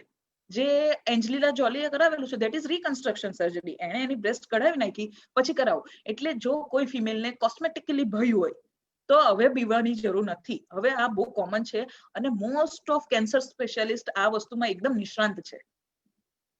એટલે જેમ કીધું તેમ early detection 5 years is 100% survival. એટલે કે 5 વર્ષમાં કોઈની ડેથ નથી થતી. 10 વર્ષમાં ખાલી 12% લોકોને પાછું આવતું છે.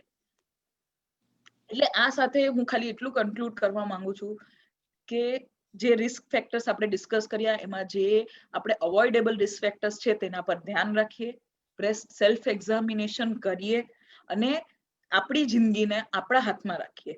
આપણે હશું તો આપણા ફેમિલીને, આપણા સોસાયટીને આપણે સપોર્ટ કરી શકશું. આપણે જ નહીં હશું ફિમેલ ત્યારે જ્યારે એ લોકો એકલા થશે તે તમારી 3 મિનિટ મંથલીથી વધારે ઇમ્પોર્ટન્ટ નહીં હશે. So let's defeat breast cancer together. Thank you very much.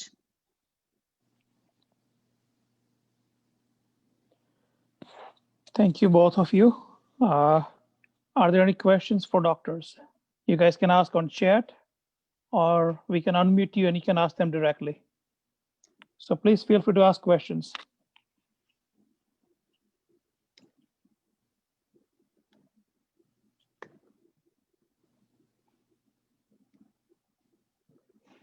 Hello Hello. Ram Kabir. Ram Kabir. મને બ્રેસ્ટ કેન્સર થયું હતું હા 69 ને ને Okay. મારું એકદમ પ્રી અર્લી સ્ટેજ પર હતું. મારું નામ કુસુમબેન, હું હ્યુસ્ટનમાં રહું છું. ઓકે ને પછી મારું બધું સર્જરી બધું થઈ ગયું. મને આપણે રેડિયેશન પણ આપ્યા, એ લોકોએ કીમો નથી આપ્યો. પ્રી અર્લી સ્ટેજ પર હતું એટલે.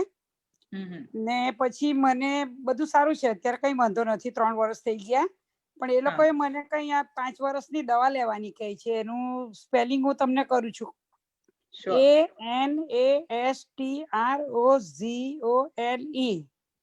ટેબ્લેટ કઈ મને આપી છે એ લોકોએ. હા એકવાર પાછું સ્પેલિંગ બોલશો પ્લીઝ? આ બતાવો, તમને દેખાય છે? મને નથી દેખાતું. તમારું મોટું નથી કર્યું. હા ઓકે, Can you હું put a તમને spotlight, Roshan? ANASTROZOLE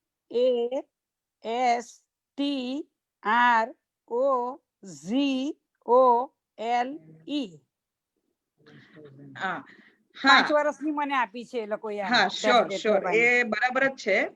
એ છે કે હા સમજી ગઈ હું. એ તમારે કન્ટિન્યુ કરવી જોઈએ. એ તમને એટલે આપવામાં આવેલી છે કે તમને પાછું બ્રેસ્ટ કેન્સર ના થાય. Okay, thank you. અર્લી સ્ટેજમાં ડાયગ્નોસ થઈ ગયેલું છે, ટ્રીટમેન્ટ થઈ ગયેલી છે, પણ જ્યારે ટ્યુમરના સેલ હોય એકદમ સૂક્ષ્મ હોય, તમને સર્જરી કરી અને સાથે તમને રેડિયેશન બી આપ્યું છે, પણ સેલ તો કેટલા નાના હોય છે ને, આપણે એને સૂક્ષ્મથી એકદમ દેખાય બી નહીં, માઇક્રોસ્કોપમાં બી નહીં દેખાય, આપણે માઇક્રોન્સ થી જોવું પડે. એકાદું છટકી ગયું હોય તો એ પાછું કેન્સર લાવી શકે. એટલે તમને 5 વર્ષ માટે આ ટ્રીટમેન્ટ ચાલુ રાખવાની કીધેલી છે, જે ઇસ્ટ્રોજન રિસેપ્ટર મોડ્યુલેટર છે. એનાથી તમને એ સેલ્સને સપ્રેસ રહેશે. અને ઘણીવાર એવું હોય, સિમ્પલ વસ્તુ છે, ખાવા પીવાનું નહીં મળે 5 વર્ષ સુધી તો એ જાતે જ મરી જશે આ કોન્સેપ્ટ થી. Okay, thank you. 5 વર્ષ પછી એ લોકો તમને Thank પાછું ચેક કરશે. ઘણીવાર તમારું પાછું MRI બી કરશે અને જરૂર પડે તો એ લોકો પેલું પેટ સ્ક્રીનિંગ બી કરે. એ તમારા ડોક્ટર ડિસાઈડ કરશે, પણ એના પછી કન્ટિન્યુ કરાય બી કરશે કે નહીં કરશે એ એના પછી ડિસાઈડ થશે. પણ 5 વર્ષ એટલે કેમ કે તમને અર્લી ડાયગ્નોસ થઈ ગયું હતું ને, મેં કીધું તેમ અર્લી ડાયગ્નોસ થાય તો 5 વર્ષ તો કોઈ એક્સપાયર થવું જ નહીં જોઈએ. એ ડોક્ટર્સની ટ્રાય હોય, એટલે તમને એ દવા આપેલી છે. ઓકે ઓકે, એટલે વાંધો નથી લેવામાં? વાંધો ના બિલકુલ વાંધો નથી. પણ મેં કીધું તેમ તમારે કેલ્શિયમ ને વિટામિન ડી સપ્લિમેન્ટ સાથે લેવા જોઈએ. ના, એ લઉં છું. એ લોકોએ કહ્યું છે એટલે લઉં છું. એ લોકો કહે છે કે આનાથી થોડી તમને સાઈડ ઇફેક્ટ હશે, એમ કે થોડી સાઈડ ઇફેક્ટ આપણને, પણ હવે બધી દવાની સાઈડ ઇફેક્ટ આપણને થોડી થોડી હોય જ છે. એકદમ રાઈટ છે. ડોક્ટર તો કહે જ છે કે દવા જ્યાં સુધી જરૂર નહીં ત્યાં સુધી અવોઇડ કરો. બધી દવાની સાઈડ ઇફેક્ટ હોય, પણ આપણે હંમેશા જોવું પડે કે ઇમ્પોર્ટન્સ કેટલું છે ને કેટલું આપણે ઇગ્નોર કરી શકીએ. એટલે તમારે એ લેવી પડે, સાથે કેલ્શિયમ વિટામિન ડી લેવું પડે.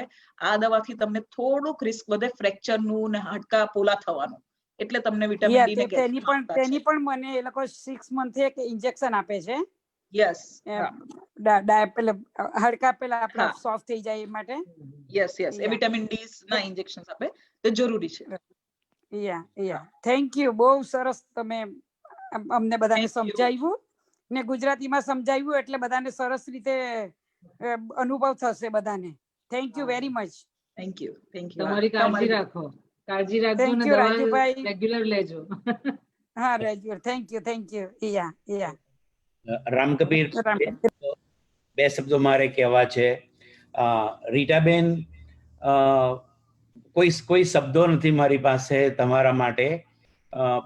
ઓફકોર્સ પ્રમુખ સાહેબ ઇઝ ઇનિશિયેટેડ, પણ આ બંને મા દીકરીઓએ જે એટલી નિખાલસતાથી કોઈ પણ જાતના સંકોચ વગર જે માહિતી આપી, એ આપણા સમાજ માટે એટલી અત્યંત ઉપકારી છે. હું તમને બંને ડોક્ટરોને કહું છું કે please be ready for so many sessions you will be doing in that part. Thank you. Most welcome.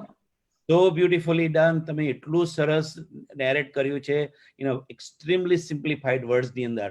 અને જે જે રીતે તમે એજ્યુકેશન આપ્યું, પલ્લવી વોઝ વોચિંગ, મારા ધર્મપત્ની જોતા હતા બીજા એના પર, પણ તમને કહું કે આજે તમે કોઈ પણ જાતના સંકોચ વગર જે પ્રદર્શિત કર્યું, માય હેટ્સ ઓફ. ખરેખર Thank you.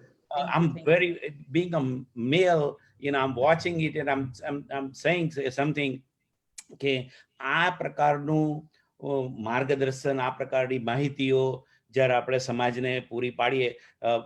એક મેં પોસ્ટ વાંચી, રેખાબેનની પણ હતી અને બીજા 2-3 વ્યક્તિઓની પણ હતી કે હવે યુવા વર્ગ માટે પણ આ એક સેશન રાખવાની જરૂર છે, કારણ કે તમે જે ઉલ્લેખ કર્યો કે 60-70 થાય છે, પણ આઈ હેવ કમ ટુ નો કે ભાઈ ઘણી નાની ઉંમરે પણ થઈ રહ્યું છે, લાઈક 30 વર્ષ.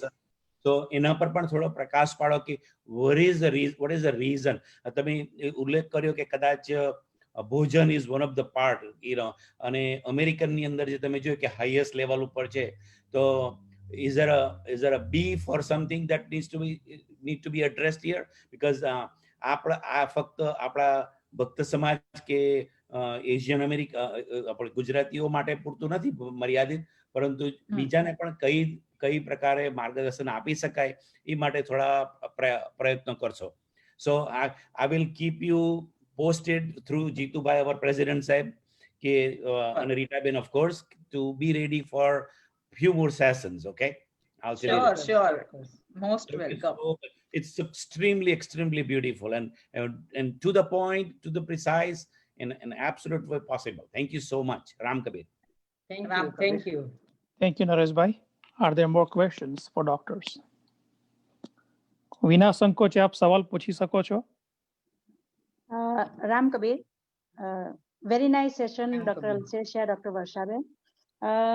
મેનોપોઝલ ટાઈમ જ્યારે વુમનનો હોય છે ત્યારે આ બ્રેસ્ટ કેન્સર ચાન્સ વધી જાય છે કે તે સમયે કોઈક અલગ રીતે તપાસ કરવાની હોય છે, એના પર તારું માર્ગદર્શન આપજો, તમારું માર્ગદર્શન આપજો.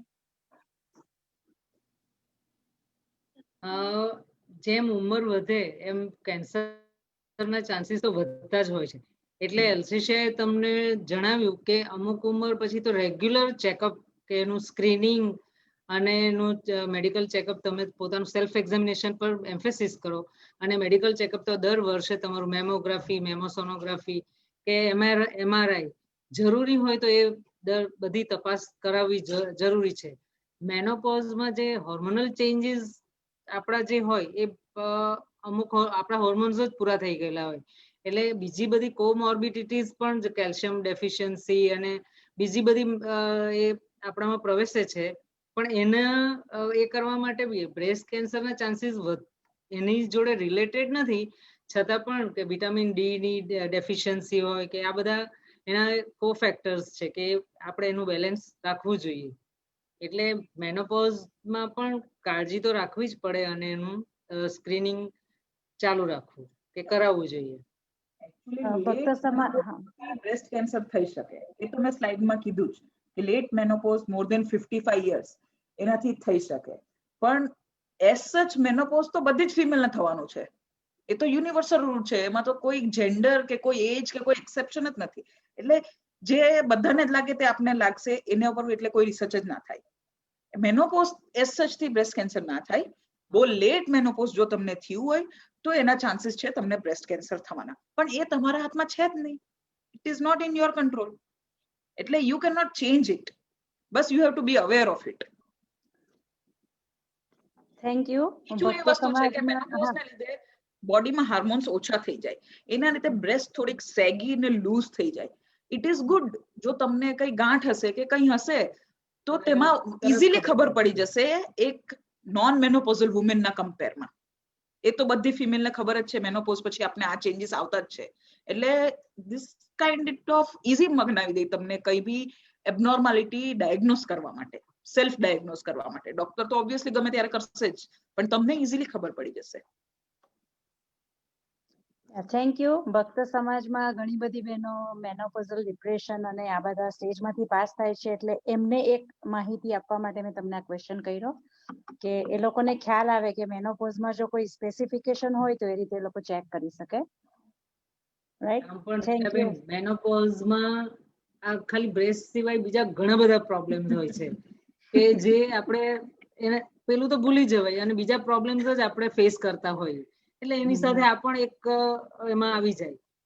અમારા સમાજમાં મેનોપોઝને ઓળખીને એક્સેપ્ટ કરવા માટેનો પ્રયત્ન મારે કરવાનો છે. હજુ ઓળખતા જ નથી કે આ મેનોપોઝલ સિન્ડ્રોમ છે, એટલે એમનો સ્વભાવ આવો થઈ જાય છે કે એમને આ ડિફિકલ્ટી છે. એ એક્સેપ્ટન્સ ફેમિલી તરફથી ઘણું ઓછું આવે છે. એટલે ફર્સ્ટ તો એક્સેપ્ટ થાય તો પછી લાગે કે આવો એક સ્ટેજ આવે છે વુમનના લાઈફમાં જે સાયન્ટિફિક છે અને એની બોડીમાં ફેરફાર થાય છે, એટલે એના સ્વભાવમાં થોડું પરિવર્તન આવે છે. આપણે એના પર પણ આગળ ચર્ચા કરીશું જો રામકબીર ભક્ત ચોક્કસ. સમાજ ઓફ યુએસએ કે મેનોપોઝ ઇટસેલ્ફ બહુ મોટો સબ્જેક્ટ છે કે જેના પર તમે કેટલું બધું અંદર રિસર્ચ કરી શકો અને બધું બહુ એના એ આવી શકે કે આપણા એટલા સેશનમાં આ સેશનમાં તો એને કવર કરી શકાય એમ નથી, પણ છતાં પણ આના રિલેટેડ આપણે મેનોપોઝને જોડી શકીએ. બાકી એના ઘણા બધા એની પર તો ઘણા સંશોધન થયા હોય ને આપણે ડિસ્કસ કરી શકીએ. ના પણ તમારું પ્રેઝન્ટેશન ખૂબ જ સરસ અને બધાને મને આશા છે ગમ્યું જ હશે. ખૂબ Thank જ you. એક્સલન્ટલી બંને જણાએ તમે સ્લાઇડ બતાવીને બધા સાઇન્સ, સિમ્ટમ, ક્યોર બધું જ સરસ રીતે સમજાવ્યું. I am so grateful to both of you. તમે તમારો ટાઈમ આ રીતે કાઢ્યો અમારા સમાજ માટે. Thank you very much. તમારા માટે ઓલવેઝ રેડી. Thank you. હજુ પણ કોઈને કંઈ Thank પણ you. સવાલ હોય તો આપ પૂછી શકો છો, સંકોચ રાખશો નહીં.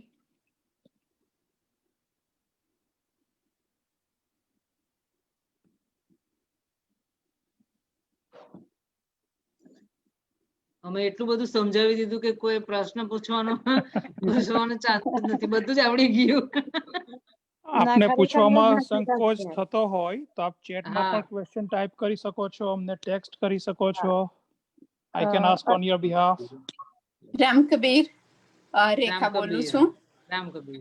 તમને બંનેને સાથે જોઈને પહેલા તો એ ફિલિંગ થાય છે કે ના ના તમે સાસુ વહુ હોય જ ના શકો, તમે માં દીકરી જ છો. હા. પહેલા એ અમે એવા જ ફિલિંગ છીએ થાય પણ. છે. અને બીજું તો તમે એટલા અમને કમ્ફર્ટેબલ ફીલ કરાવ્યું છે ને કે બહુ વખતથી જે કહેતી હતી કે વાતો ગુજરાતીમાં કરવામાં જે પોતાપણું આવે છે એ બીજી કોઈ ભાષામાં નથી આવતું. તમે અહીંયા 35 વર્ષથી રહ્યા હોય કે 45 વર્ષથી રહ્યા હોય. હા, So, માતૃભાષાથી માતૃભાષા. યસ, સો તમે આખા ઇન્ડિયાને અમારી પાસે લઈ આવ્યા છો અને પોતાની જાતને જ્યારે ઓપન કરવાની આવે છે ત્યારે વિમેન મોસ્ટ અનકમ્ફર્ટેબલ ફીલ કરે છે, પછી એ એકદમ ડોક્ટર હોય કે સાચી વાત ગમે છે. તે હોય. બરાબર, પણ તમે બરાબર. લોકો અમારી સામે જે છાબ લઈને આવ્યા ને તો અમને એવું થાય કે ના ના આ બધા જ પુષ્પો અમારે માટે છે અને કેટલા પ્રેમથી લાવ્યા છે. તમે એટલા પ્રેમથી વાતો કરી છે. સો નોલેજ તો તમારું એક્સલન્ટ છે, પણ વાતો કરવાનું પોતાપણાની જે તમે ભાવના આપી એના માટે તમારી પાસે શબ્દો નથી. એટલે Thank you. બીજું તો શું કહું, પણ થેન્ક યુ વેરી મચ અને થેન્ક્સ રીટાબેન, જીતુભાઈ અને આખો મારો સમાજ તમને ખરેખર તમને દિલથી બી. વંદન કરે છે એમ કહું તો ચાલે, બીકોઝ હા. તમે જે આપ્યું એ બીજા કોઈ આપી નથી શક્યા. Thank you Okay. Thank you Thank you, very thank much. you. Thank you. Thank you Rekha અમે મામી. ગ્રેટફુલ છીએ કે રીટા આંટી અમને આવો ચાન્સ આપ્યો. નોલેજ તો ઓલમોસ્ટ બધા ડોક્ટર પાસે હોય જ છે, પણ એજ્યુકેશન ઇઝ બેટર. હું ટ્રીટમેન્ટ કરું એની કરતા હું તમને એજ્યુકેટ કરું ને તમે મારી પાસે ખાલી વાત કરવા આવે તે વધારે સારું, ટ્રીટમેન્ટ લેવા આવે એની કરતા. ઘણીવાર વાતો કરીને પણ આપણું દુઃખ ભૂલાઈ જાય કે સારા થઈ જાવ તો. સાવ સાચી વાત છે. All right, thank you. I received 2 texts. પહેલો કે તમારી ઇન્ફોર્મેશન એક બેનને જોઈએ છે. Obviously, I will share that with them personally. અને આપણા સમાજના ફેસબુક પેજ ઉપર પણ એમની એક સ્લાઇડ મૂકીશું જેથી એમનો આપ સીધો સંપર્ક કરી શકશો. તેઓ બારડોલી સ્થિત છે, ભારત, ઇન્ડિયા, અને ઇન્ફોર્મેશન તમને મળશે એમની. ચોક્કસ, શ્યોર. ચોક્કસ. અને I don't know if I should read this question or not, but I got a text. It's stating કે ભક્ત સમાજ ક્યારે બ્રેસ્ટ કેમ્પ, નિદાન કેમ્પ રાખે છે? સવાલ ખૂબ જ સારો છે. હજી અમે શરૂઆત જ કરી છે. આપના ફીડબેક સારા હશે તો અમે એક જરૂર પ્રયત્ન કરીશું અમેરિકાની અંદર રાખવાનો, અને આપ સૌને આમંત્રિત કરીશું. પણ આપણે હજુ શરૂઆત જ કરી છે, તો પ્રયાસ અમારા જરૂર રહેશે. જેવો આપ ફીડબેક અમને આપશો તેવા અમે પ્રયાસો જરૂર કરશો. એક વાત કહી દઉં. મેનોપોઝ ની વાત નીકળી હતી ત્યારે મારે કેવું હતું, તમે ગમે એટલા ભણેલા હો ને તો પણ તમારા પર જ્યારે આવે ને ત્યારે તમે ઊંઘમાંથી એકદમ ઉઠી જતા હોય ને એવી ફિલિંગ થાય છે. મારું ચાલુ થયું ત્યારની વાત મને યાદ છે કે હું કોકની પ્રાર્થના સભામાં ગઈ હતી અને બધા ડોર વિન્ડોઝ બધું બંધ હતું બીકોઝ ઠંડી બહુ હતી. મારી પાછળ એક બેન બેઠા હતા, એ મને નોટિસ કરતા હતા અને એણે મને કીધું, પતી ગયું પછી ઓફકોર્સ, કે રેખાબેન આઈ થિંક તમને મેનોપોઝ ચાલુ થયું છે. પહેલા હું ગભરાઈ ગઈ કારણ કે મને આવું કોકે પૂછ્યું નહોતું અથવા I was not open to anybody about it. તો મેં કીધું હાઉ ડુ યુ નો? તો મને કે તમે જે રીતે પરસેવાથી નહાતા હતા અને લોકોને આટલી ઠંડી લાગતી હતી, તમે આખા લાલ લાલ થઈ ગયા હતા, તો મને ખબર પડે જ ને. સો એ અનુભવી હતા. પણ આ વસ્તુ ચાલુ થાય ત્યારે તમને એટલું બધું મન ગૂંચવાયેલું હોય છે કે હું શું કરું, હું કેમ આ છુપાવું, કેમ મને આવું થાય છે, બીજા બધાને કેમ નથી થતું. એટલે ડેફિનેટલી આ એક બિગ ચેપ્ટર છે, પણ આશા રાખીએ કે તમે જે બહેનો અત્યારે 30s 40s કે 50s માં છે એ લોકોને પણ ગાઈડ કરી શકો. અને બોથ ઓફ યુ આર ગાયનોકોલોજિસ્ટ એટલે બીજું તો મારે કંઈ કહેવાનું નથી, પણ પ્લીઝ બહેનો જ બહેનોને મદદ કરી શકે છે. સો અમે બહુ જ આશાથી તમારી સામે જોઈએ છે, તો પ્લીઝ ફરી આવજો.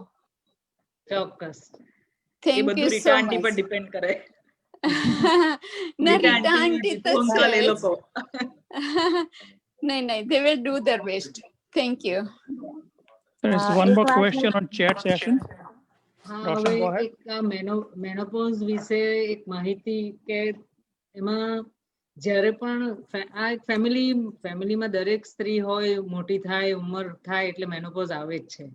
એટલે મેનોપોઝ વિશેની જાણકારી એ પોતે પણ લઈ શકે, કોઈ ડોક્ટર પાસે જઈને પણ કે મારી ઉંમર આટલી છે તો હવે મને શું શું થઈ શકે, કે મને કયા કયા પ્રોબ્લેમ્સ આવશે, એ જો એને ખબર હોય કે મને હું આ ફેઝમાંથી પસાર થવાની છું, તો એ જાતે પણ એનું એક્સેપ્ટ કરી અને પોતે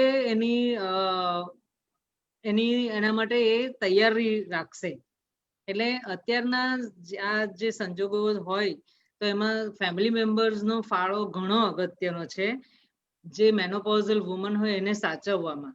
કે એ તો એની રીતે એના ઉંમરના હિસાબે એનું વર્તન છે કે એની લાગણીઓ કે એ બધી આવવાની જ છે. સાચવવાની જવાબદારી ફેમિલી મેમ્બર્સની છે કે એ લોકો એને એની રીતે કે એ શું કહેવા માંગે છે, કે એને શું ફિલિંગ્સ છે એ સમજે, તો પછી આના પ્રોબ્લેમ્સ જ નથી. તમને હોટ ફ્લશીસ કે એ પણ થાય, એ પણ તમે સહન કરી શકો કે આ વસ્તુ તો મને આવવાની જ છે. કોઈ પણ એવા વિચારો આવે કે તમને ચિંતા આવે, મગજ પર ટેન્શન આવે, તો બીજાને બી ખબર હોય. ઘણીવાર તમે એના લીધે કોઈની જોડે કંઈ ઝઘડો થઈ જાય કે કોઈ પણ વાત આપણી એ થઈ જાય, પણ સામેવાળા વ્યક્તિને જો ખબર હોય કે આ ફેઝમાંથી પસાર થાય છે તો એ સાચવી લેશે તમને.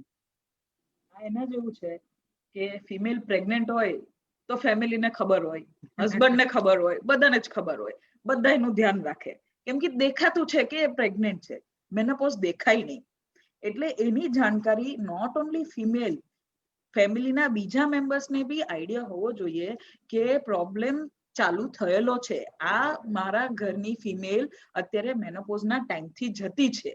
એટલે મેનોપોઝનો knowledge is not only important for female તો કદાચ પોતાની ફ્રેન્ડ, પોતાની મમ્મી, બેન સાથે વાત કરીને થોડુંક લઈ બી આવશે નોલેજ કે મને એવું થતું છે, તને કેવું થયું હતું ને તમને કેવું થયું હતું. પણ મેલ, સન, ડોટર એ લોકોને તો ખબર જ નહીં હોય. મને નથી ખબર મારી મમ્મી ક્યારે મેનોપોઝ થી ગયેલી, કેમ કે મેં ત્યારે ભણેલી નહીં હતી હું ને જ્યારે એ બધું થયેલું હતું ત્યારે. સો જે કહેવાની વસ્તુ એ છે કે આ ફેમિલી ઇસ્યુ છે મેનોપોઝ. સો ફેમિલીએ ટુગેધર સોલ્વ કરવો પડે, અને એના માટે કોઈ બી ઇસ્યુ સોલ્વ કરવા માટે નોલેજ ઇઝ ઇમ્પોર્ટન્ટ. એટલે ફિમેલને બી નોલેજ હોવું જોઈએ અને ફેમિલી મેમ્બર્સને બી નોલેજ હોવું જોઈએ. અને તમને થોડોક આઈડિયા તમારો મેનોપોઝ કયા ટાઈમ પર આવી શકે તે તમારી ફેમિલી હિસ્ટ્રીથી ખબર પડી શકે. તમારી મોટી બેન, તમારી મધર, એ લોકોને જે ટાઈમે આવ્યું હોય તમને રફલી 2-4 વર્ષ આમથી તેમ એ ટાઈમે આવી શકે. પણ એ કોઈ સ્ટ્રિક્ટ ક્રાઇટેરિયા નથી. આજકાલ જેમ સ્ટ્રેસ વધતો છે, લાઇફસ્ટાઇલ અલગ જાતની થતી છે, મેનોપોઝ વહેલા આવતા છે. સ્ટ્રેસને લીધે એગ્સનું પ્રોડક્શન ઓછું થઈ જાય ને એ બધું થોડું સાયન્ટિફિક છે, પણ પહેલા કરતા હવેના ફિમેલને વહેલા મેનોપોઝ આવતા છે. Thank you so much. થોડીક મેનોપોઝની જાણકારી પણ મળી ગઈ અને એના પર કદાચ આપણે સેશન બી કરી શકીએ અલ્શેષા ફ્યુચરમાં. મેનોપોઝલ ડિપ્રેશન અમારા સમાજમાં અત્યારે ઘણા બધા વુમન ફેસ કરી રહ્યા છે, એટલે ઓલ ઓવર વર્લ્ડ વાઇડ ભક્ત સમાજ. everywhere common. Let them know India the માં બી. sign symptom and what is the family role in that. Family needs to understand that is what we need to tell everyone. There is one more question on chat session. Go ahead. Yeah, I have heard that mostly women are working hard. However, some women don't have physical stress. Not. They have a mental stress die to work, and how that will affect women's body. Stress in any form is bad. Physical stress is in fact not that bad. Physical stress નો મતલબ શું? કામનું workload વધારે છે, તમે વધારે થાકી ગયા અને રાતના સૂઈ ગયા, વહેલા સૂઈ ગયા અને વધારે સ્લીપ લીધી તો તમારો સ્ટ્રેસ જતો રહે. Mental stress is worst. કેમ કે સૌથી પહેલી વસ્તુ તમને ખબર જ નથી કે તમારા બોડીને કેટલું હાર્મ પહોંચતું છે અને તમે એને રિલીવ નહીં કરી શકો. ઊંઘી જાઓ એનો મતલબ એ નથી કે મેન્ટલ સ્ટ્રેસ જતો રહેવાનો છે. ફિઝિકલ થાક તો જતો જ રહેવાનો છે. તમે એક સરસ ઊંઘી લો, એક હોટ ટબ બાથ લઈ લો, વધારે જઈને મસાજ કરાવી આવો, તમારો ફિઝિકલ સ્ટ્રેસ જતો રહેશે. મેન્ટલ સ્ટ્રેસને લીધે ઘણી બધી ઇફેક્ટ થાય છે, જે કદાચ હું તમને બીજો 1 કલાક લઉં તો બી નહીં કમ્પ્લીટ કરી શકું. મેન્ટલ સ્ટ્રેસ ઉપરથી નીચે બધે જ હાર્મ થાય. તમારું મગજને હાર્મ કરે છે, તમારું બધું જ, eyes, heart, lung, blood vessel બધું જ. એટલે એ એક લાઈનમાં સમજાવવું થોડુંક ડિફિકલ્ટ છે, પણ જેમ સૌથી પહેલા અંકલે જ્યારે ઇન્ટ્રોડક્શન આપ્યું ત્યારે એમણે કબીરની વાત કીધેલી, તે મેં જ્યારે સાંભળતી હતી ત્યારે એમણે એ જ કીધેલું કે કબીર સાહેબે એમ કીધેલું કે તમારે પોઝિટિવ થિંગ્સ પર વધારે ધ્યાન દેવું જોઈએ અને નેગેટિવ થિંગ્સ ધીરે ધીરે તમારા લાઈફથી ઓછી કરવી જોઈએ. ઇનડાયરેક્ટલી સાયન્સ બી એ જ કહે છે કે તમે જ્યારે મેન્ટલ સ્ટ્રેસ લ્યો, કોઈ પર ગુસ્સો થવો ઇઝ મેન્ટલ સ્ટ્રેસ. હું મારા બાળકને જોઈને ખુશ થાવ એ મેન્ટલ સ્ટ્રેસ નથી, પણ કાલે મારી કામવાળી કંઈક લોચો કરે તો હું એના પર ગુસ્સો થાવ, ધેટ ઇઝ મેન્ટલ સ્ટ્રેસ. નુકસાન મને જ થતું છે અને એ જે નુકસાન કેટલી લેવલે થતું છે તે તમને આઈડિયા બી નહીં હશે, પણ એ જેમ ટીપે ટીપે ભરાશે તેમ તે નુકસાન તમારી લાઈફમાં બધું જ લાવશે. હાઈ બીપી એકદમ કોમન વસ્તુ છે મેન્ટલ સ્ટ્રેસને લીધે. માઇગ્રેન, ચશ્માના નંબર, કોન્સ્ટન્ટ હેડેક, એસિડિટી, એના સાથે સાથે ડાયાબિટીસ, કોલેસ્ટ્રોલ, સ્ટ્રોક, મગજમાં પેલું પેરાલિસિસ થઈ જવું જે આપણે સ્ટ્રોક કહીએ તે, બધી જ જાતના કેન્સર, બધી જ જાતના કોમ્પ્લિકેશન. ડાયાબિટીસ હોય પણ ડાયાબિટીસની સાથે વધારે કોમ્પ્લિકેશન, બધું જ મેન્ટલ સ્ટ્રેસથી વધી જાય. મેન્ટલ સ્ટ્રેસ આવે એટલે બધાની ઉપર જરાક મીઠું છટકી દે, બધા વુન્ડ્સની ઉપર, એમ સમજી લો ની. એટલે હવે એક્ઝેક્ટલી તમને કેવી રીતે કહું કે મેન્ટલ સ્ટ્રેસ શું કરી શકે. અમારો હર ચેપ્ટર હોય ને મેડિકલનો, એમાં સ્ટ્રેસ બધી જ વસ્તુનું કારણ હોય, એમ સમજી લો ની. આપણે અનુભવીએ પણ છે કે સ્ટ્રેસ હોય ત્યારે આપણે કોઈ જે કામ અમુક વસ્તુ આપણે સારી રીતે કરી શકવાના હોઈએ તો એના લીધે આપણે ન પણ કરી શકીએ કે ભાઈ એક જાતનું સ્ટ્રેસ તમારા બોડી પર અલ્શેષા કહે છે એ પ્રમાણે કે બધું ઘણી ઇફેક્ટ કરતું હોય. એટલે આ પણ એક બહુ મોટો સબ્જેક્ટ છે ડિસ્કસ કરવા માટે.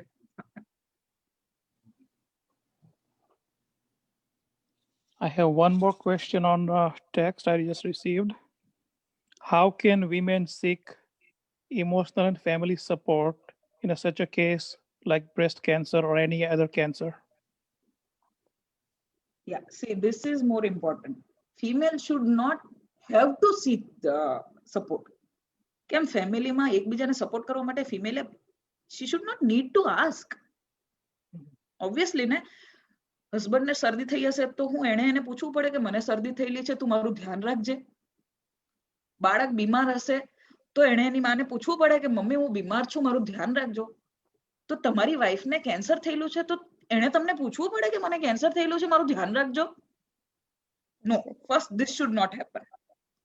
બરાબર, તમારે જાતે સમજવાનું છે કે આ બ્રેસ્ટ કેન્સર થી જતી છે કે એને બિનાઇન બી હોઈ શકે અને મલિગ્નન્ટ બી હોઈ શકે, તો એનું મેન્ટલ સ્ટેબિલિટી કેટલી ઓછી હશે, એ કેટલી વાર રડતી હશે કે મારા સાથે આ શું થયું ને મારી સાથે જ શું કરવા થયું, બાકી કોઈને કઈ નથી થતું, હું તો આટલી સારી હતી, મેં તો કઈ ખરાબ નતું કર્યું, ભગવાને મને આ શું કરવા આપ્યું, કેટલી બધી જાતની ઇન્સિક્યોરિટીઝ હશે એને. હવે મારી સાથે શું થશે, હું કેટલા વર્ષ જીવીશ, હું મારા છોકરાના લગ્ન જોઈશ કે નહીં, હું મારા બાળકનું બાળક જોઈશ કે નહીં, આ બધું કોણ ઓછું કરશે? ફેમિલી. તમે ઓછું કરશો, તમે એને પોઝિટિવ આપશો તો જ તો એ ચાલશે ને. પીપલ શુડ અન્ડરસ્ટેન્ડ કે ફિમેલ બી એક માણસ છે. હા, સોસાયટીમાં એનો રોલ એ છે કે સૌથી વધારે એ બધાનું ધ્યાન રાખે અને એ સેક્રિફાઈસ આપે, અને હર ફિમેલ કરે જ છે, કોઈ એક્સેપ્શન નથી. એ હાઉસવાઈફ હોય, બિઝનેસ વુમેન હોય, ડોક્ટર હોય, પાયલટ હોય, એસ્ટ્રોનોટ હોય, કોઈ બી કેમ નહીં હોય, એ કરે જ છે. પણ જે દિવસે એને જરૂર છે તે દિવસે તમારે બી રિટર્ન કરવું પડશે ને. મેન્ટલ સપોર્ટ ખાસ જરૂર હોય છે. બાકી તો આમ પણ એ સહન શક્તિની મૂર્તિ છે એટલે સહન કરશે જ. ઓન્લી મેન્ટલ સપોર્ટ જોઈએ ફિમેલને. ટેકન ફોર ગ્રાન્ટેડ નહીં લેવાની, અને ભલે Yes. શક્તિની મૂર્તિ છે, don't take woman four granted. she also needs love, few sympathy words from their own family members. Yes, ઘણી ફિમેલ્સ મેં એવું જોયેલું છે કે ગમે એટલા બીમાર હોય ને તો બી 3 ટાઈમનું ખાવાનું બનાવવાનું જ. એ તમે એની સેક્રિફાઈસ તો સમજો. ઘણી વાર મેં જોયેલું છે, હું ફિમેલ છું એટલે મેં તો પર્સનલ લાઈફમાં બી જોયેલું છે, મેલ બીમાર હોય, રજા લઈ લે પોતાના વર્ક થી કે જોબ થી કે ગમે ત્યાંથી, and he sleeps in bed. Good. Female બીમાર હોય એ બી જોબ થી રજા લઈ લે, પણ 3 ટાઈમ તો એને ખાવાનું બનાવવું જ પડે છે. This requires salute. એ બીમાર છે તો બી તમારું વિચારતી છે કે તમે બહારનું ખાશો તો તમે બીમાર થઈ જશો, મારા છોકરા બહારનું ખાશે તો નહીં ચાલશે, લાવ હું કરી લઉં, આટલું તો થઈ જશે, ચાલ ને પેઇન કિલર લઈને કરી લઉં, તાવની ગોળી લઈને કરી લઉં. સો બીજું કઈ નથી જોતું, એ કરશે જ. તમારે એને કહેવાની બી જરૂર નથી તું બીમાર છે તો બી તું કુકિંગ શું કરવા કરતી છે, એ કરશે જ. પણ તમે એને એટલીસ્ટ એપ્રિશિએટ તો કરી શકો એક લાઈન કે આજે તું બીમાર હતી તો તારે આટલું બધું કરવાની શું જરૂર હતી. એટલું ઇનફ છે ફિમેલને. આ હું પર્સનલ એક્સપિરિયન્સ થી કહું છું, એને બહુ બધું નહીં જોઈએ, પણ એટલીસ્ટ કોઈ એટલું સમજી ગયું ફેમિલીમાં કે આને નહીં સારું હતું તો બી એને આટલું બધું કર્યું, બહુ છે. એટલે બ્રેસ્ટ કેન્સર થાય, જસ્ટ બી મેન્ટલી ધેર. એને હોસ્પિટલ જવું હોય એની સાથે જાઓ, એને સંકોચ થતી હોય સોસાયટીમાં અપિયર થવાની પાછું, તો એની સંકોચ દૂર કરો, એને પોઝિટિવ ફિલિંગ અપાવો કે it is not the end of life. એની લાઈફ જેટલી નોર્મલ બનાવો કે એને એવું અહેસાસ જ નહીં કરાવો કે મને આ થયું હતું. એ જે થયું એની ટ્રીટમેન્ટ આપણે કરી તો એટલીસ્ટ એ એનું ખુશી ખુશી રહેશે તો એની લાઈફ સ્પાન થોડી વધશે. એકદમ સાચી વાત કરી. Yes. We as a man should be standing with our women's, of course, our life partner or family member, no matter what. And that is very important. We are living in 21st century. આપણે 21મી સદીમાં જીવીએ છીએ અને જેટલા આપણે એકબીજા સાથે પરિવારમાં જોડાયેલા રહીશું વિના સંકોચે તેટલા આપણા બધાને જ ફાયદો છે, આપણા દીકરા દીકરીઓને પણ ફાયદો છે. I have one more question in chat session. Lump in breast, which was diagnosed non-cancerous, can it turn into cancerous and how often? I still see the lump and feel that lump is so what? Or so what should I do and look out for? See, actually કોઈ બી cancer મતલબ lump કેન્સરમાં turn થાય એ લમ્પની type પર બી depend કરે. તમને કયા ટાઈપનું lump હતું તે તમારી બાયોપ્સી ને હિસ્ટોપેથોલોજી કર્યું હશે તેમાં ખબર પડી હશે. એના વગર હું એક્ઝેક્ટલી નહીં કહી શકું કે આ પાછું કેન્સર થઈ જશે કે આ લમ્પ જ હશે. બીજી વસ્તુ કે જો તમને લમ્પ હતી ને તમે એની ટ્રીટમેન્ટ કરાવી છે, treatment in the form of surgery, તમે ખાલી એમ જ કીધું કે લમ્પ હતું, તો લમ્પ વધ્યું નહીં હોય સાઈઝમાં, એટલું ને એટલું હોય તો બી તમારે રેગ્યુલર એન્યુઅલ ચેકઅપ ડોક્ટર પાસે કરાવવું જોઈએ. સોનોગ્રાફી, મેમોગ્રાફી, MRI રિક્વાયર્ડ પ્રમાણે 3 માંથી જે બી રિક્વાયર્ડ હશે તમારો ડોક્ટર સજેસ્ટ કરશે.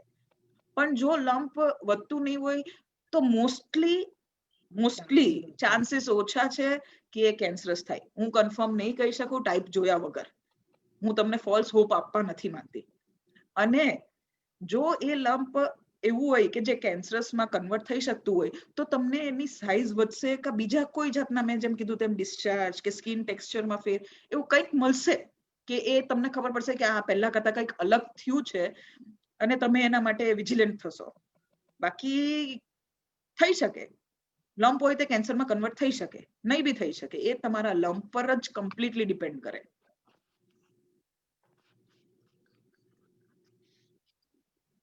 એટલે આઈ થિંક આમાં તમારે વધારે તમારા ગાયનેકોલોજિસ્ટને અપ્રોચ કરવું જોઈએ અને એની પાસે તમે વધારે ઇન્ફોર્મેશન લઈ શકશો. જે લંપ તમે ફીલ કરો એ તમે જ્યારે ડોક્ટર પાસે ચેકઅપ માટે જાઓ તો એનું સોનોગ્રાફી, મેમોગ્રાફી કે FNAC જે એનું ફરીથી તપાસ કરે તો ઇફ ઇટ ઇઝ કેન્સરસ કે જો નોર્મલ હોય તો નોર્મલ રિપોર્ટ આવે અને કેન્સર હોય તો તેનું રિપોર્ટ આવે. એટલે એવું લાગે તમને લંપ ફીલ. ઘણીવાર સર્જરી પછી જે ફાઇબ્રોસ ટિશ્યુ થઈ ગયું હોય તો એ પણ તમને લંપ જેવું ફીલ આવે. પણ આપણે એક્સક્લુઝન કરવામાં શું વાંધો છે? આપણે એક ચેકઅપ કરાવીને એનું એ કરાવી લેવાનું. પછી ડોક્ટર કહે કે ના આ તો એનું ટિશ્યુ જ છે, નોર્મલ ટિશ્યુ, તો પછી કઈ વાંધો નહીં. All right. Are there any more questions?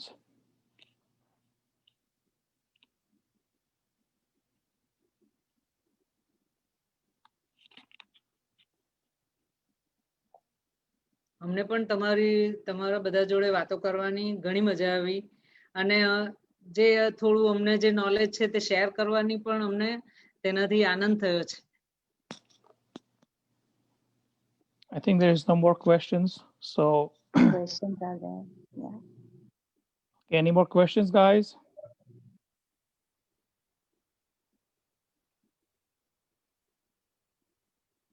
આપણે આ બંને ડોક્ટરોની માહિતી શેર કરીશું જેથી આપ એમનો સીધો સંપર્ક પણ કરી શકો. ફર્સ્ટ ઓફ ઓલ આ ખૂબ જ સુંદર માહિતી બંને ડોક્ટરે આપણને આપી અને મને આશા છે કે આપ સૌને ઘણું શીખવાનું મળ્યું હશે. So on behalf of Sri Ram Kabir Bhakt Samaj of USA, thank you Dr. Varshaben Premanbhai Patel, Dr. Alsheshiaben Patel.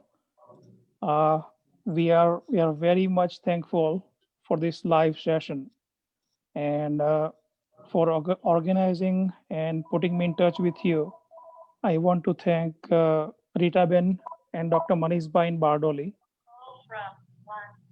because without their information, this would have not been possible. So thank you Rita Ben and Dr. Manish Bhai. બીજું આપણે આપણી જાતની સાથે રોજબરોજના જીવનમાં કે સમાજમાં આપણે એકબીજા સાથે કહીએ તો કે યુદ્ધ જ લડતા હોઈએ છીએ. ફોર એક્ઝામ્પલ કોરોનાની બીમારી છે કે કેન્સરની બીમારી છે કે કોઈ પણ કે સમાજના જે દૂષણો છે તે જેમ મહાભારતમાં આપણને આપણે જોયું છે કે ભગવાન શ્રી કૃષ્ણ અર્જુનના જેમ સારથી બન્યા હતા તેમ આપણી પાસે આવા સારા સારા ડોક્ટરો આપણને ગાઈડન્સ આપે છે, એજ્યુકેશન આપે છે. આપણા રાજુભાઈ લોસ એન્જલસ જેઓ આપણને દર વીકે કબીર સાહેબનું વાંચન કરીને દોહા સમજાવે છે અને એ પણ એક સારથી એમાં કહું તો કંઈ ખોટું નથી આપણા સમાજ માટે. તો થેન્ક યુ રાજુભાઈ. અને આવા સારા આપણી પાસે સ્પીકરો અને બધા હોય તો આપણે જરૂર સમાજના દૂષણો, આપણી હેલ્થ અને બીમારીઓથી આપણે સાવચેત તેમની સામે લડી શકીશું અને લોકોમાં જાગૃતતા વધારી શકીશું, એમાં કોઈ શંકા નથી. હું ભક્ત સમાજ ઓફ યુએસએના તમામ 11 ટ્રસ્ટીઓનો દિલથી આભારી છું. 12 ચેપ્ટરના તમામ બોર્ડ મેમ્બરનો પણ હું આભાર માનું છું જેમણે પણ આ લિંક શેર કરી છે. તેમનો દરેકનો આભાર, દરેક શ્રોતાઓનો આભાર. અને જરૂર આપણે બીજો એક આવો પ્રયત્ન કરીશું કે આપણે આ બંને ડૉક્ટરો સાથે ઘણી રિક્વેસ્ટ આવી છે તો એક સેશન જરૂર કરીશું. તેની માહિતી આપને પાછળથી જણાવીશું.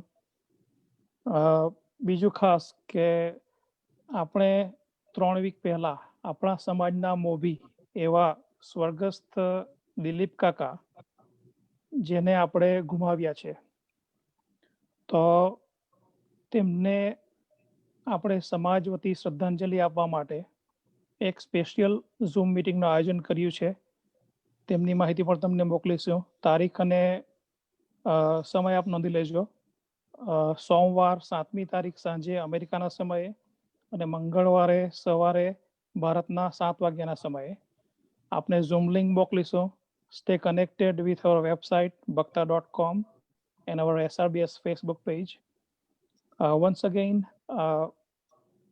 thank you both doctors and everyone who has helped us put through this session. And we are looking forward to the next one already. And it will be another great one as well, just like this one. So thank you all. Ram Kabir, thank you all for joining. Ram We'll end this Kabir. meeting now.